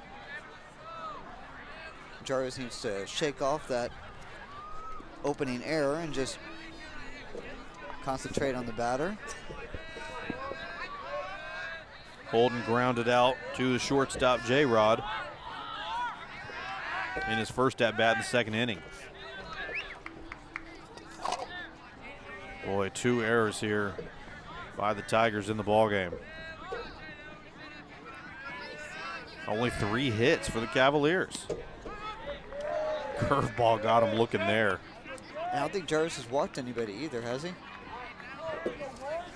I don't believe so. No, he is not. So 5 base runners, 2 of them reached by error. 4 strikeouts. Jarvis looks in. Peeks at the runner, brings it home. Fastball nowhere near it, way late on that one. Boy. Tried to draw in his hands and swing at that inside fastball, but he wasn't nearly quick enough. You know, sometimes you can get out of a jam with like a leadoff 2-base error there when you have the ability to strike people out. Yeah, we talked about earlier how ground balls are nice because they're quick and you have the potential for double plays, but with a runner on second base and nobody out, you really are only left with a pop-up or a strikeout for that first out option because you don't want that runner advancing. Just going to bring up the catcher, Mortensen. Struck out his first at-bat, but reached on the drop third strike. Very interesting stance for Mortensen. There's the pitch. Called a strike, fastball. Hit the glove there of Huber and just popped right out. Luckily, no harm done, no runners going. Quick 0-2 hole here. Boy, late on that fastball, he can bring it. An excellent job by Jarvis. 6 strikeouts now.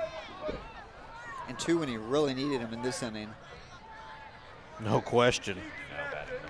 Yeah, these 2 here were huge with the leadoff error. So now 2 outs and a runner on second. Just going to bring up number 4, Justin Heinrich. Not bad numbers there in district play. 0 for 3 though last night. 0 for 1 today with a K.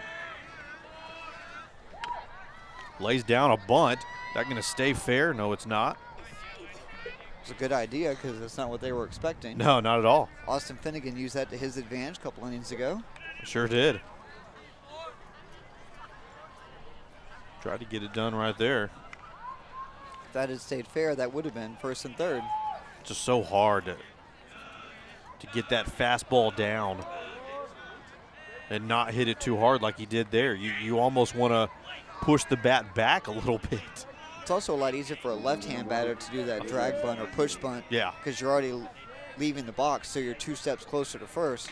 No, curveball gets him Just barely tipping it, if at all. Not sure if he got that one. I think he did. Runner made no motion in order to move. The 0-2 count. He's one strike away from working himself out of a jam started by an error. Unbelievable. Here's the pitch from Jarvis. 0-2, fastball way upstairs. Try to get him to chase there. 0-2, you have a pitch to give. I think after throwing that high fastball there, you might see something to get that eye level back down, maybe a low curve. Nope. Nope, another fastball. I see this batter also looks like he's kind of up on his front foot a little bit. So I go ahead and challenge him. And he sure is right now.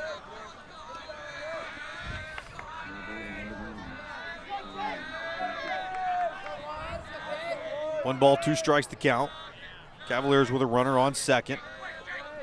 2 outs in the inning. There's the pitch. Chopper foul down the first base side.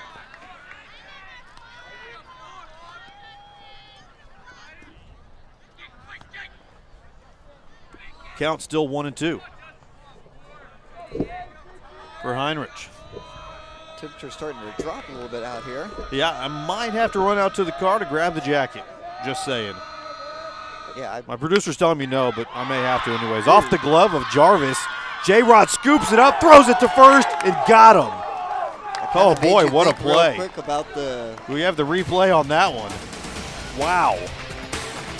What a play defensively by J-Rod. So hey, a leadoff error, but Jarvis gets it done with 2 consecutive strikeouts and then forcing the ground out right there. When we come back, it will be the top of the 5th inning. Klein Collins 3, College Park 1 here on the Legacy Sports Network.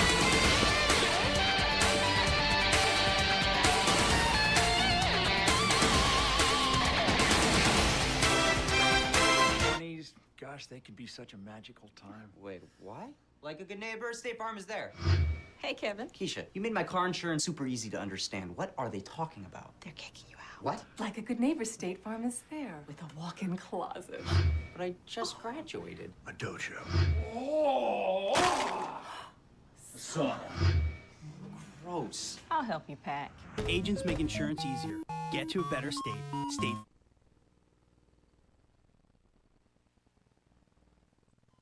It's crucial that my car stays clean when I'm meeting with clients, so when it gets dirty, I head for Bubbles Car Wash.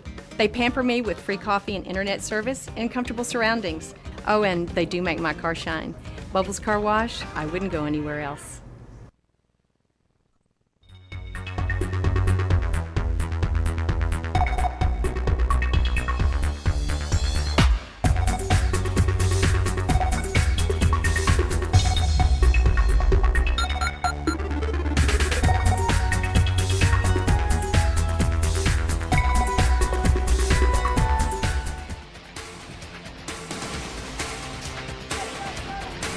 Well, we've played 4 full innings here at College Park High School, and we still got a great ball game. 3-1.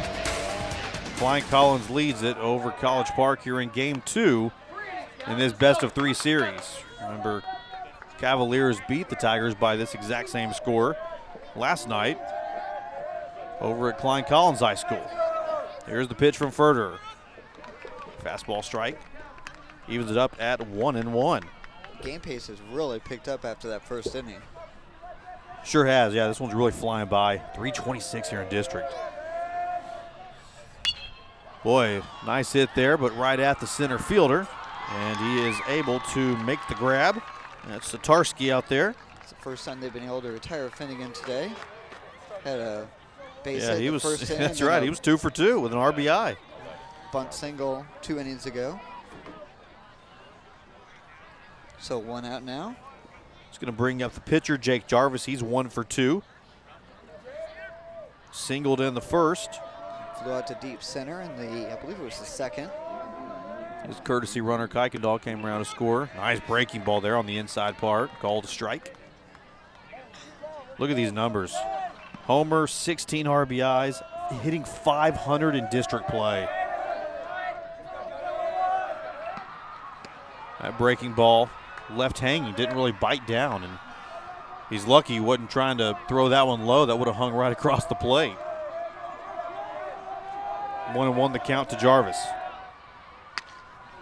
That one lifted high to center field. Satarski calls off the left fielder, and he makes the grab out there in left center. So his last two hits have been deep, deep fly balls, but that's not what you need to do in no. this. It's getting under it a little bit too much. That's going to bring up the right fielder, Jason Helms. He is 1 for 2 today with an RBI single and then struck out in the third. Curveball, beautiful in there for a strike. You know, Furter battled a lot of injuries during district play this season, and good to see him 100% healthy now and get this opportunity. There's a sharply hit ball. Oh, what a play by holding it first. Nice. Wow. Very good. That was just pure reaction. So good defense by the Cavaliers leads to a quick 1-2-3 inning. No question about it. When we come back, bottom of the 5th inning, it's 3-1 KC over CP here on the LSN.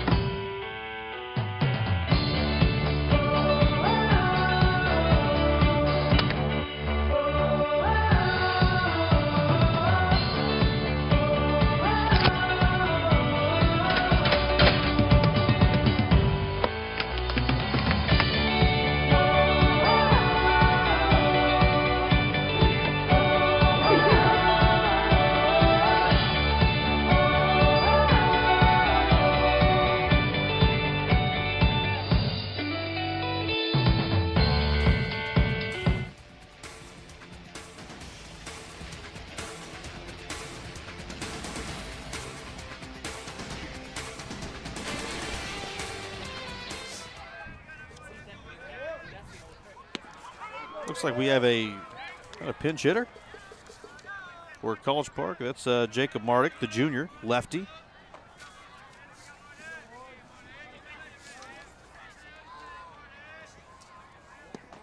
I believe he's hitting for the center fielder, Satarski. And last night they decided to bring in the big sophomore, Connor Weaverling, another lefty. He worked it to a 2-1 count after hitting a rocket down that first baseline, and then a runner got caught stealing, so he didn't even get in that bat. He had to come back out of the game. Satarski was put back in center. Very solid defensive player. There's a little ground ball. They're going to say dead ball. It hit him in the box. Got a lucky break on that one. Count remains 1-2. Yeah, that would have been a for sure out. No question.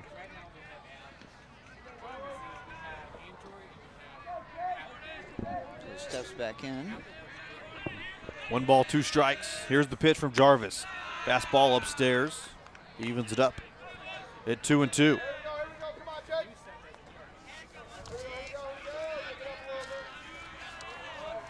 Running out of time here if you're a Cavaliers fan here on the bottom of the 5th inning now. Boy, Mark did a nice job just to get a piece there. Let's check out his stats on the season. Or I'm sorry, not on the season, but since district. In district play. No, we're not, because we don't have them. We're not going to check them. So we will assume this is his first at bat in district play, according to the stats that we were given. Here's the 2-2 pitch from Jarvis. Staying alive there, hitting that one foul back into the net. Good job by the lefty. Just to fight off the pitches. Get himself another opportunity.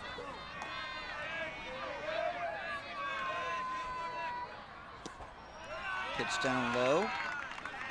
Makes Full it a count full now, count. yeah. Great job so far. Terrific AB. What do they call that, a quab? A quality at bat, yeah. He's also extending out the pitches for Here's Jake the payoff Jarvis. pitch. Boy, you got a piece of that one too. Trying to blow a fastball right by him. Do we have a pitch count on Jake Jarvis?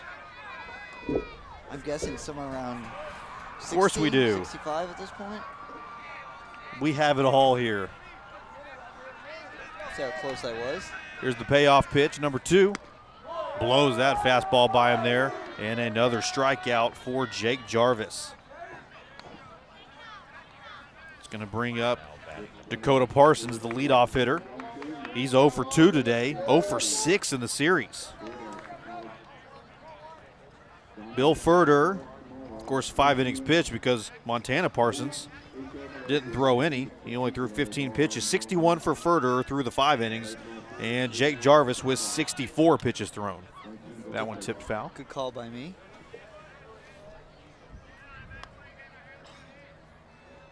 Is that 7 strikeouts for Jarvis? Sure is. Yep. It's 65, 64. That's not a terrible number. He needs to get out of this inning here quick.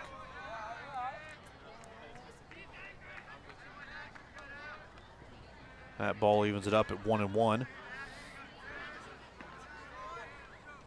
1 out in the inning. Ground ball towards first base. Tanner does a nice job to scoop it up. He's going to take it himself. And the 3 unassisted is out number 2. Here in the 5th inning. He's going to bring up the left fielder, Noah Vaughn. The lefty. Another left-hand batter. He's 1 for 2 today. Cavaliers with a lot of left-hand batters. 2 for 6 here in the series so far is the left fielder Noah Vaughn. Here's the pitch from Jarvis. Fastball for a called strike.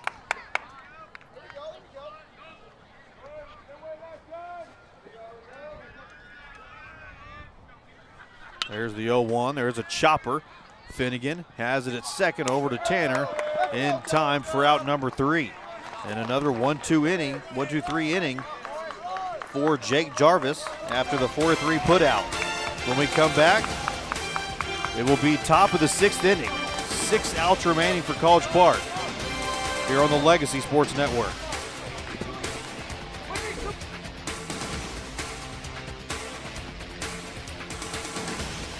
Hi, welcome to Raising Cane's. You know Cane's is all about one love. It's chicken fingers that are always fresh, never ever frozen. A friendly crew, a fun atmosphere, and a perfect chicken finger meal every time. That is one love. Raising Cane's Chicken Fingers.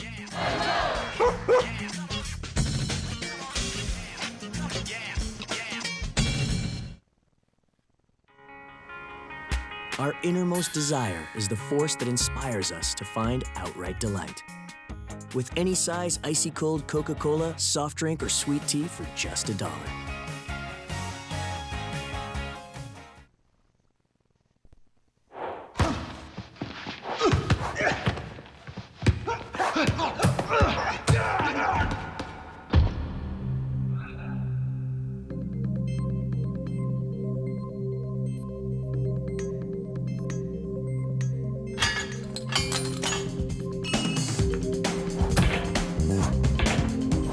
If safety is your goal, Fabinco is your gate.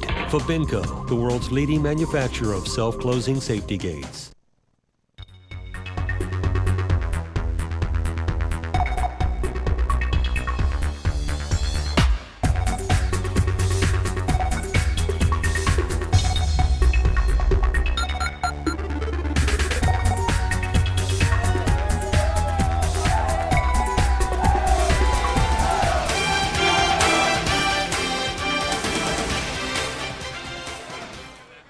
Mikey Tanner at the plate, takes the first pitch for ball 1. Furter looks in. Here's the 1-0 pitch to Tanner. Right at the knees, called for a strike. Even it up.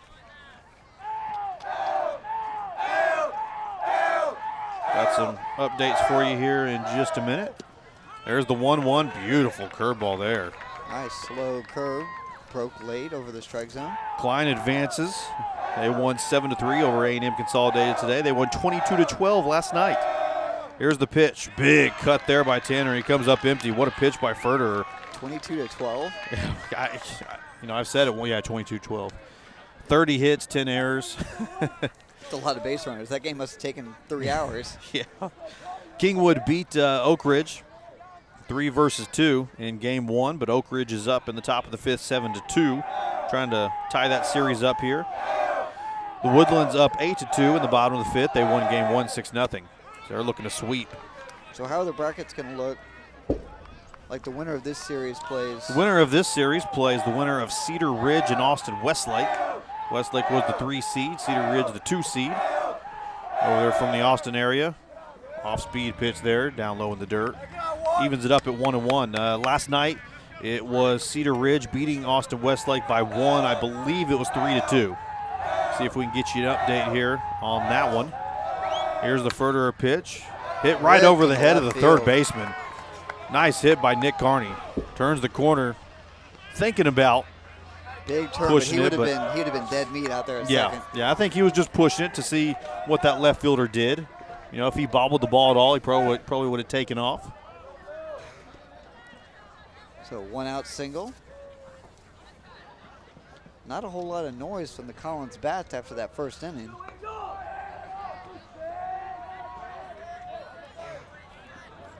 It's going to bring up the DH. Tristan Sanders, but we have a pinch hitter. Looks like it is 26. I believe that is that Angel De La Fuente? Believe it is. Got called up from the JV. Very good hitter.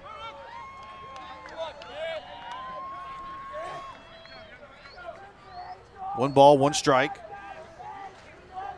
Had 2 home runs in a game earlier this year on the JV team.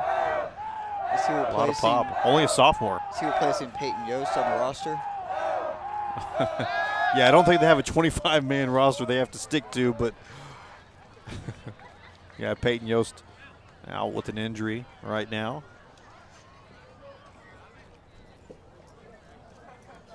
De La Fuente looks at the sign, 1-1. Arnold takes a moderate lead off first. Narrow image for concern to the pitcher right now. Here's the pitch from Ferderer.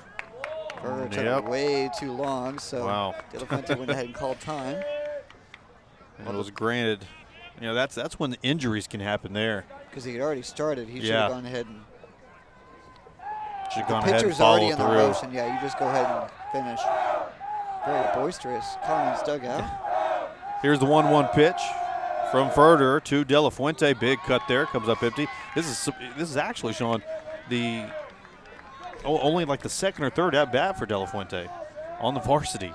So to bring him in this situation, that's saying you have a lot of trust in the guy. Yeah, a lot of trust.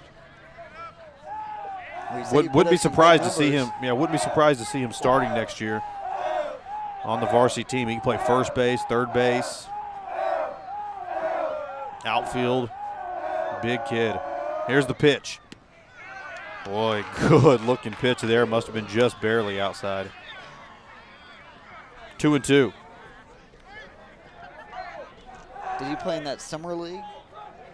Along with Austin Finnegan? No, he did not. 2-2 count. Here's the offering. Swung on and missed. It's a strikeout for Ferderer. Big swing and miss. He didn't go down looking. Out number 2 on 2 strikeouts. Striking out Tanner, and then there De La Fuente with a Carney single to left, sandwiched in between. Boy, Ferrer's really done a great job since coming in with, well, he's basically pitched the entire game because he came in with no outs recorded in the first inning. Yeah, in the first inning, yeah. Well, yeah, he's pitched 5 2/3. Yeah. And he allowed 1 inherited run to score. He did inherit 2 runs, but first and third with nobody out. Only one of those runs scored. It's going to bring up the catcher, Jared Huber. Jared Huber hit a double over the center fielder's head in his last at bat. He just crushed that ball. Last at bat. Strike called there to Huber. 0-1 hole here.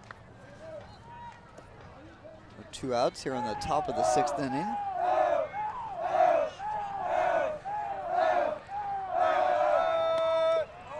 Slow throw over to first base.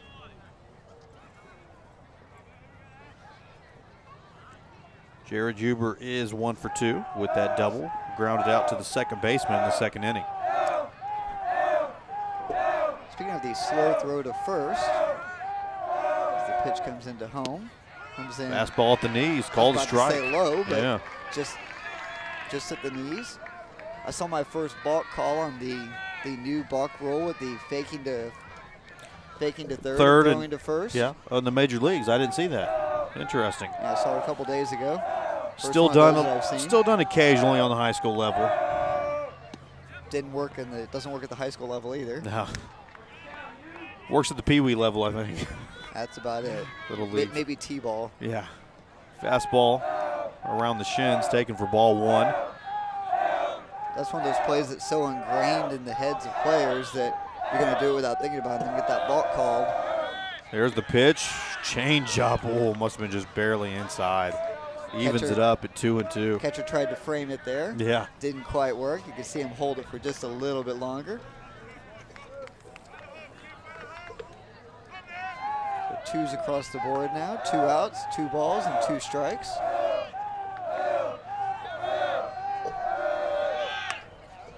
Foul that back one over lifted. to the Yep, softball field. that's on the softball field. Probably right near the mound. Had a softball game going on over there. Brennan versus Cedar Hill? No. Brennan versus somebody over Cedar there. Hill.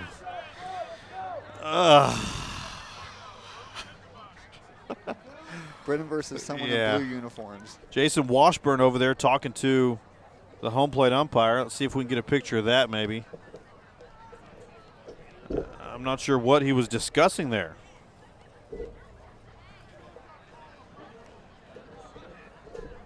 Yeah, you have any clue what that could be? I guess he was discussing that ball call on the last one.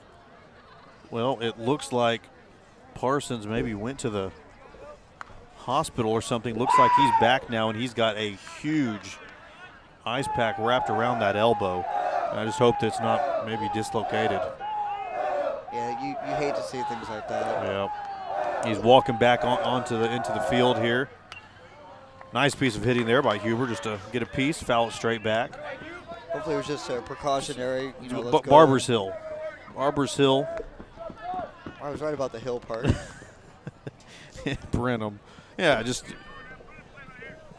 completely different classification, but close. You get half a point. Wrong color, though, too. Here's the 2-2 pitch from Furter. Nope. Throws it over to first. Keeping Kearney close by. Actually, what that conversation might have been about is Furr's wasting a lot of time now. I'm wondering if someone's warming up over there. So the combination of the conversation, the extra throws over to first now, allowing someone to warm up. There's the pitch from Furter. Fastball down low, swung on and missed by Huber. And that College Park side is fired up. They better be, because they have 6 more outs to score 2 runs and tie this ball game up. Otherwise, we're playing game 3 tomorrow. It's 3-1. Bottom of the 6th inning here on the Legacy Sports Network.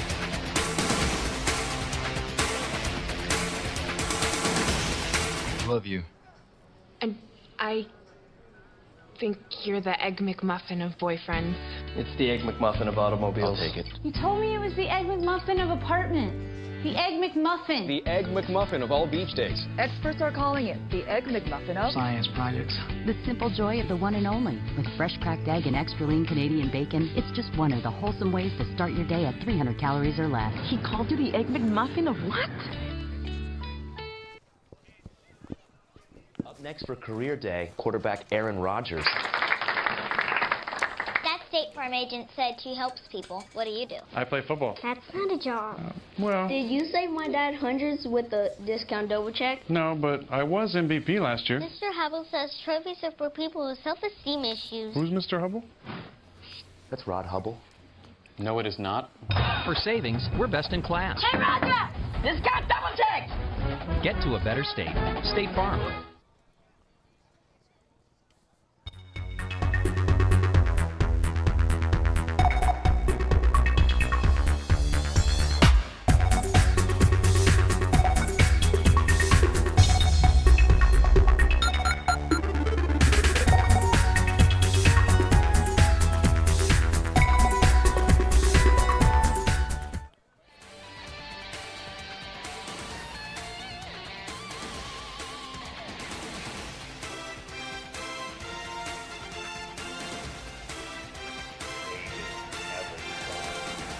Bottom of the 6th inning here at College Park High School.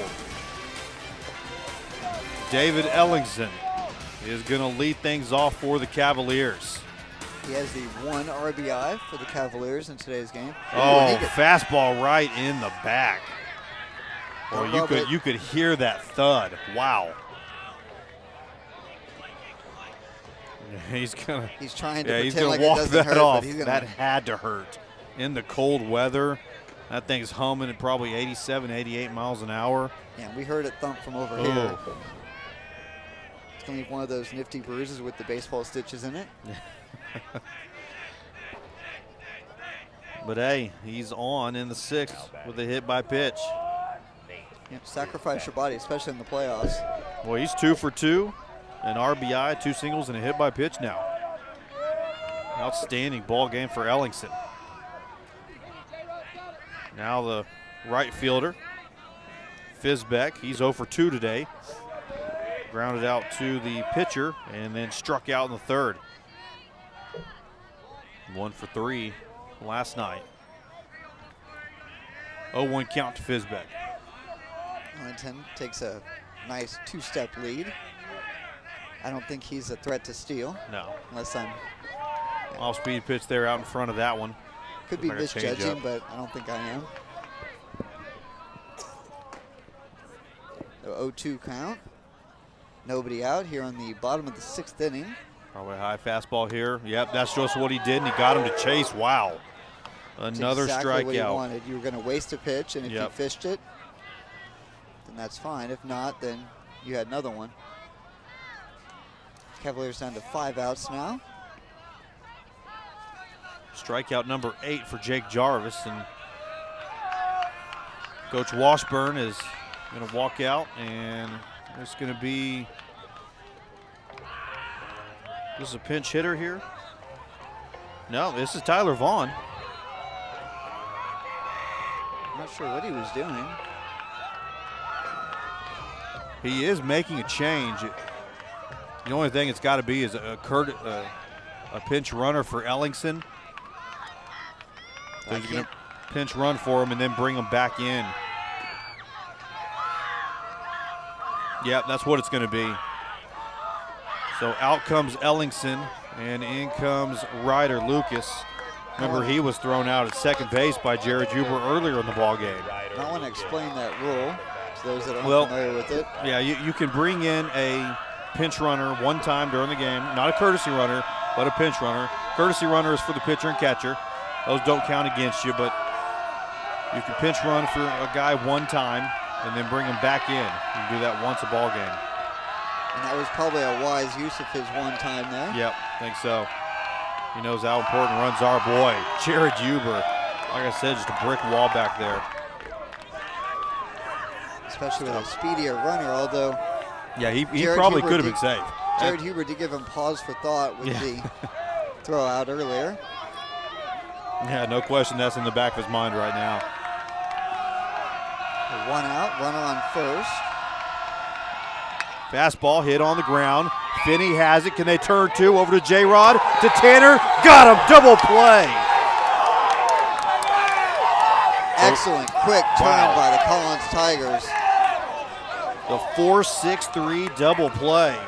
And it couldn't have come at a better time for the Tigers. Tailor made. They're down to their final 3 outs. Otherwise, tomorrow, game 3. After 6 full innings of play, it's Klein Collins 3, College Park 1.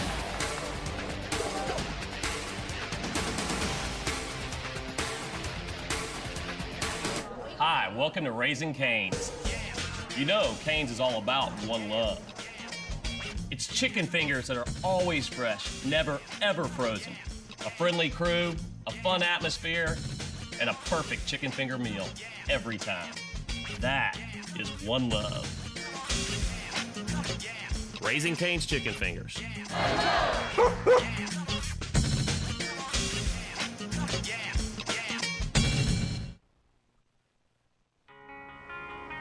Our innermost desire is the force that inspires us to find outright delight. With any size icy cold Coca-Cola, soft drink, or sweet tea for just $1.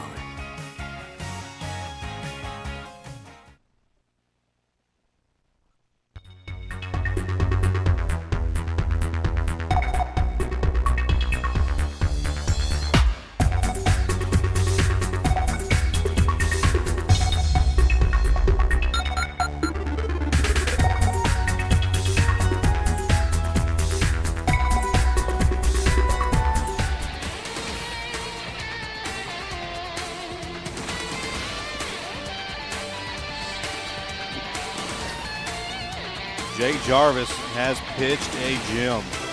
Only given up 3 hits. 1 unearned run. Yep, 1 unearned run. 5 base runners total, I believe. Tell you what, Bill Furter has pitched lights out. 6 innings pitched, 5 hits, no runs, no walks, 5 strikeouts. Coming in cold in the first inning. When honestly, in a bad situation with 2 out or 2 on, nobody out, and already down 2-0. With not a lot of pitching experience, this season. He was on varsity, I believe, as a junior, but a little bit banged up in district play. Only threw 1 1/3 innings. Can't say enough about his performance here. Chopper foul down the third base side. He really stepped up and came in, and he's really played ball today. And I tell you what, this is going to hurt College Park because I don't know who they were planning on throwing, but I bet you it was Bill Furter in game 3. Now you're pushed to your number 4 starter. That one lifted up in the air. Satarski calls off the left fielder, and he makes the play. Well, the only exception would be if Parsons, if it's just a bruise, which it didn't look like, but if that is just a bruise, he would, I'm sure, start tomorrow. Yeah. I would be shocked. I would be shocked as well, but if it, let's just say it hit right above his elbow joint and just knocked his funny bone around a little bit. And, nobody else has pitched more than 5 or 6 innings in district play, except for Ellingson, Parsons, and Jacob Chrisman. So Fur got injured during district play? I don't know at what point, but he was banged up a little bit. As we're talking, there's 1 out now. 1-1 count here in the top of the 7th inning. Foul back. 1-2 count now on the leadoff, Jacob Rodriguez. Base hit in the first inning. He retired 2 other at-bats, 1 for 3 today.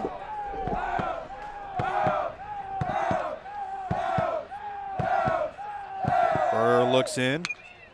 This one lifted up in the air. It's right over here by us, and it is, oh, what a catch by the first baseman. Wow, that was Holden up against the fence. Reaching over the fence. Excellent amazing, play. Staying amazing with it play. And not running into the fence either. Just going right where, knowing where it is, and then reaching over and making a nice catch. So 2 outs now. It's going to bring up Austin Finnegan. 2 of the Tigers' 9 hits today belong to the young man at the dish. Yeah, he's 2 for 3. 2 singles and an RBI. flew out to center in the 5th. There's the pitch. This one hit, and it's going to drop right in front of Satarsky. And that is the 3rd hit of the ball game for Austin Finnegan. So speed on the pass for the Tigers. Yep, and that's going to bring up the pitcher, Jake Jarvis. And I think there's no way that you try to steal second here. Not with Jarvis at the plate. Yeah, not with a 2-run lead and Jarvis at the plate. Yep. I think you just play it safe here. And if Jarvis gets a hit, be happy with runners on the corners. Here's the pitch from Furter. Off speed, outside, 1-0. Jarvis with a chance to give himself a little bit more breathing room. With the way he's pitched, it's not really something he's going to need, but it's always good to have a little extra space. Here's the 1-0. Hit on the ground sharply, foul. Bounced off that jutted out area and actually came back into the field, so need to go remove that. Klein Collins softball team is in the 2nd round, as I believe College Parks is as well. Klein Collins lost the toss, and they had to play a 1-game series tonight. Checking on the score there. Well, it's final. They win. They beat Austin Bowie in a 1-game series 2-1. So congratulations. They lost in the championship game last year. Moving on to the 3rd round now this year. Change up, it looked like, for a called strike to Jarvis. That was a good looking pitch. I personally would really hesitate to play in a 1-game series because you never know what could happen. Obviously, Klein Collins didn't want to. Bowie did.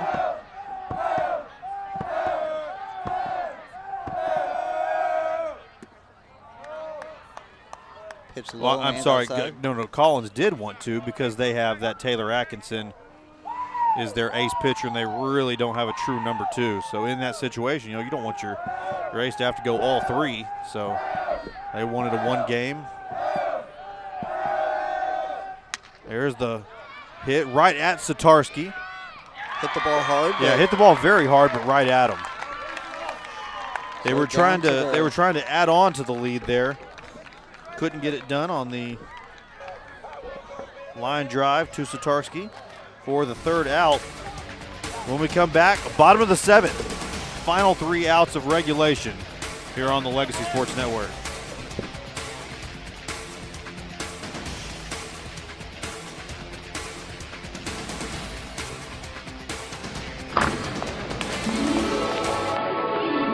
Lone Star College opens doors for nearly 50,000 students. And we're ready to open doors for you too. Register now, on campus or online.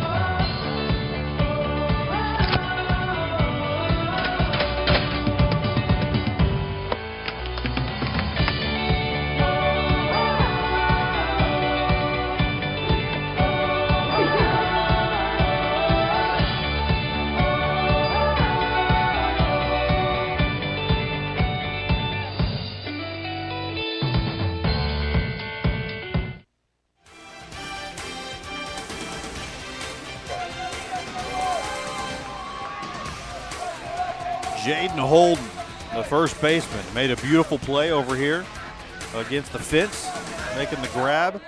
Now he's at the dish. Can he convert it? Nicely hit ball to right field. Jason Helms giving chase. Oh, and he is able to make the play. Wow. Jason Good Helms pop. was playing shallow. Yeah, he was. And almost got burned on that. He actually did a very nice job of going back on that ball. A ball like that can be hard to track in a night game like this because the lights are fairly low in this field. So if you hit it up above the lights, it's going to go dark, and then you're going to have to pick it back up, and you're just going to have to guess. So nice play by Helms for the first out. Strike called there. Mortensen, the catcher, at the plate. He's 0 for 2 today with 2 Ks. We are in the bottom of the 7th inning. Cavaliers down to their last 2 outs. Tigers trying to force a game 3 of this 3-game series. After dropping the first one by 3-1, the same score in this game. That pitch goes down low. 2-1 the count now.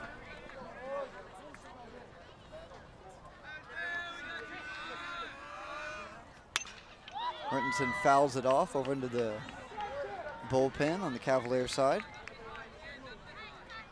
2-2 the count now. Jake Jarvis has really thrown a heck of a game today. Yeah, just outstanding.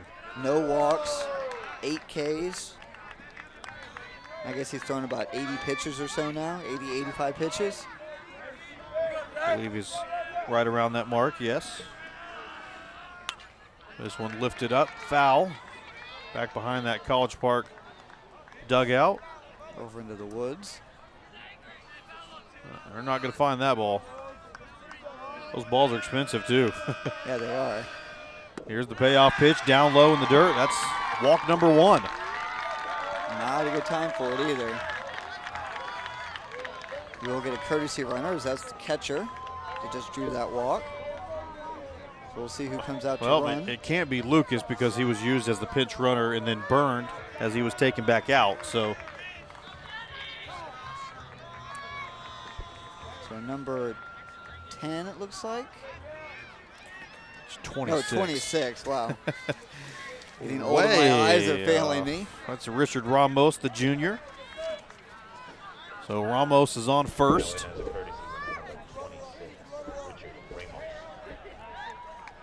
It's going to bring up Heinrich, the third baseman now. 1 out, but that brings the tying run up to the plate now. Heinrich is 0 for 5 in the series.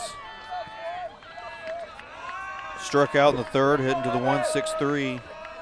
Put out in the fourth. It's just a little bit low, I guess.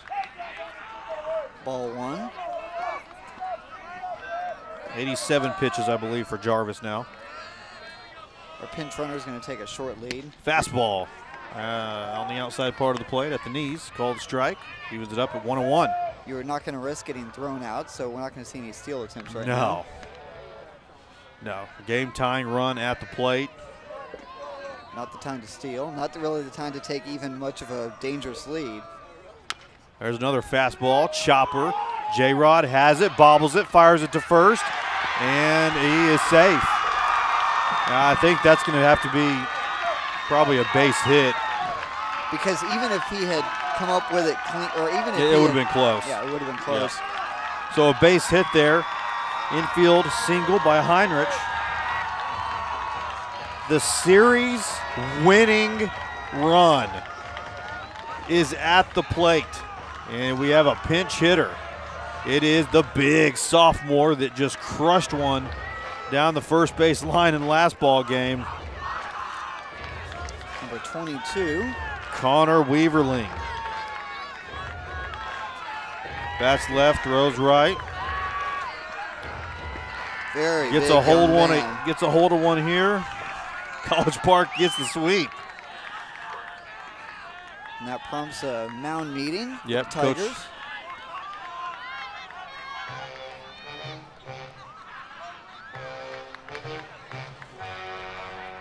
Coach Griffin out there discussing things with his outfield and his pitcher.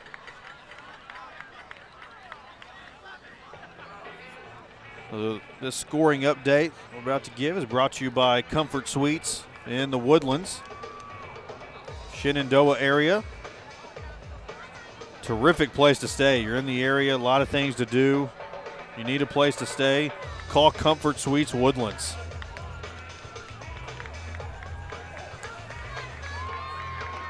Meeting adjourns and everyone goes back to their places. 3-1 the score. They scored all 3 runs in the first inning. Before there was any outs, too. Yeah.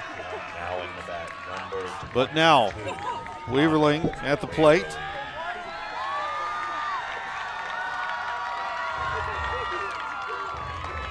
Bottom of the 7th inning. 1 out. Runners on first and second. This actually, for Weaverland, is the kind of spot that you dream about when you're playing in Little League ball. Yep. Playoff game.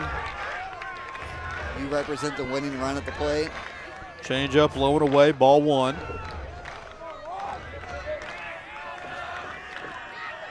Weaverland digs in. There's a pitch from Jarvis. Fastball at the knees, called a strike. Tigers playing deep in the infield. Over on the first base side. Playing normal over on the third base side. 1-1 count. Here's the pitch. Inside and low. The runner at second doesn't matter. It's that one at first you have to worry about.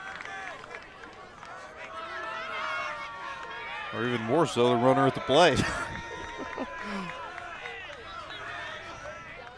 2-1 count.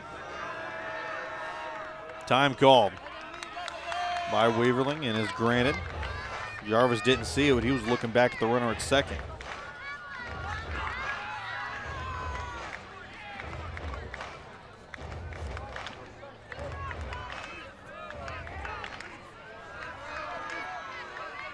Weaverling steps back in. Here's the 2-1 pitch. Outside, 3-1. Oh boy. And nobody warming up in the Tigers bullpen. Well, Lance Moskowitz has been warming up for a couple of innings, off and on, so he's probably ready to roll here. And I'm sure. I would assume, you're just going to stick with Jake Jarvis. He's at 90 pitches, but fastball just below the knees, does not get the call, and Weaverling draws a walk. Wow. Bases loaded for the Cavaliers. Bottom of the 7th inning. 1 out. Down by 2. They lead the series 1-0. They win this ball game, it's over. They're going to take out Weaverling. So the pinch runner for Weaverling is number 7. That's Eric Filchek. And he would represent the series winning run. Yeah, Filchek's at first.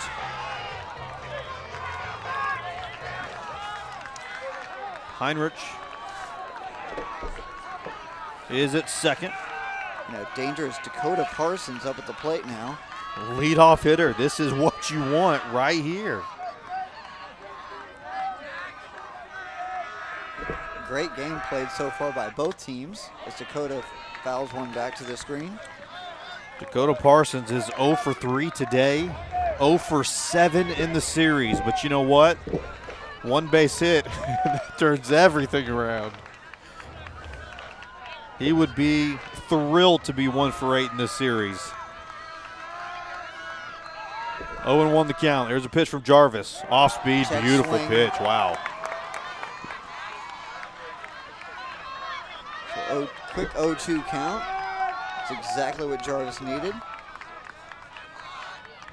Do you think he's going to waste a high fastball here?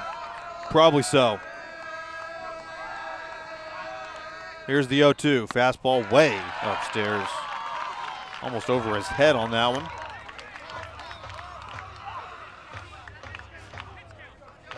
I wouldn't be surprised to see another similar pitch, a little bit closer to the strike zone. Boy, this would be an amazing upset for College Park to come in here and sweep Collins if they can get it done. What a curveball by Jake Jarvis. Nice. Gets him swinging and missing. Wow. But you know, Cavaliers are not going down without a fight in this game. It feels like College Park has all the momentum, but the Tigers are just one pitch away from taking this to a game 3 where anything can happen. Well, and Collins actually has a huge leg up in a game 3 situation because of the injury to Parsons in the first inning of today's game. Yeah, I mean they can throw a number of kids that they have. They have 2 number 3 starters that they can bring in, and I'm not sure College Park has one. Here's the pitch from Jarvis. Fastball. Oh, was that inside? Guess it was inside. Noah Vaughn, left-handed hitting, left fielder. 1 for 3 today. 2 for 7 in the series. Here's the pitch from Jarvis. Fouled back and out of play. Evens it up at 1-1.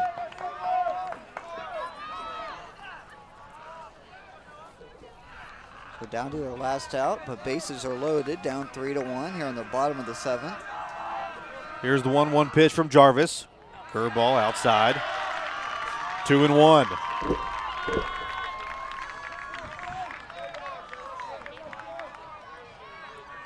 Jarvis now at 100 pitches on the night.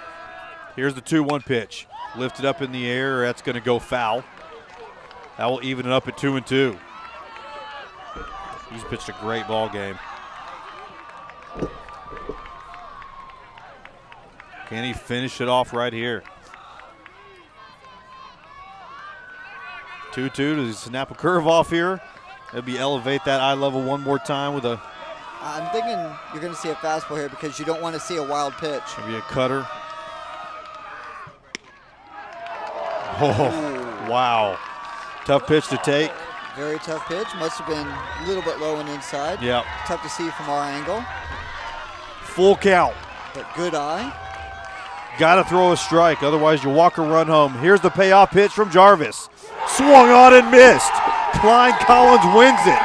Jake Jarvis finishes off a masterpiece here at College Park High School.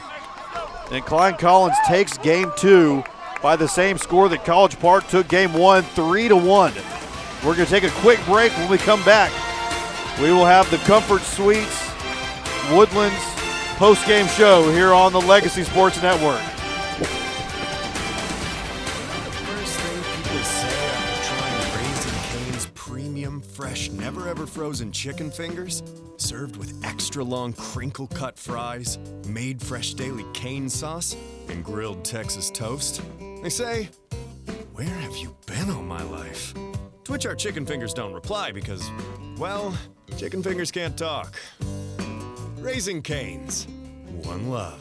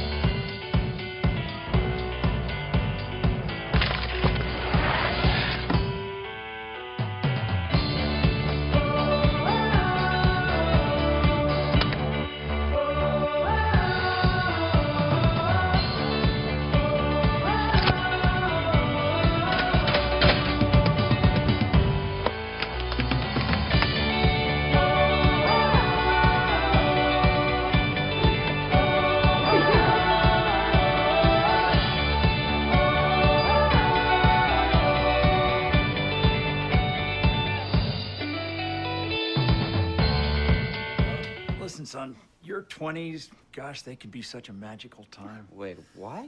Like a good neighbor, State Farm is there. Hey, Kevin. Keisha, you made my car insurance super easy to understand. What are they talking about? They're kicking you out. What? Like a good neighbor, State Farm is there with a walk-in closet. But I just graduated. A dojo. Son. Gross. I'll help you pack. Agents make insurance easier. Get to a better state. State.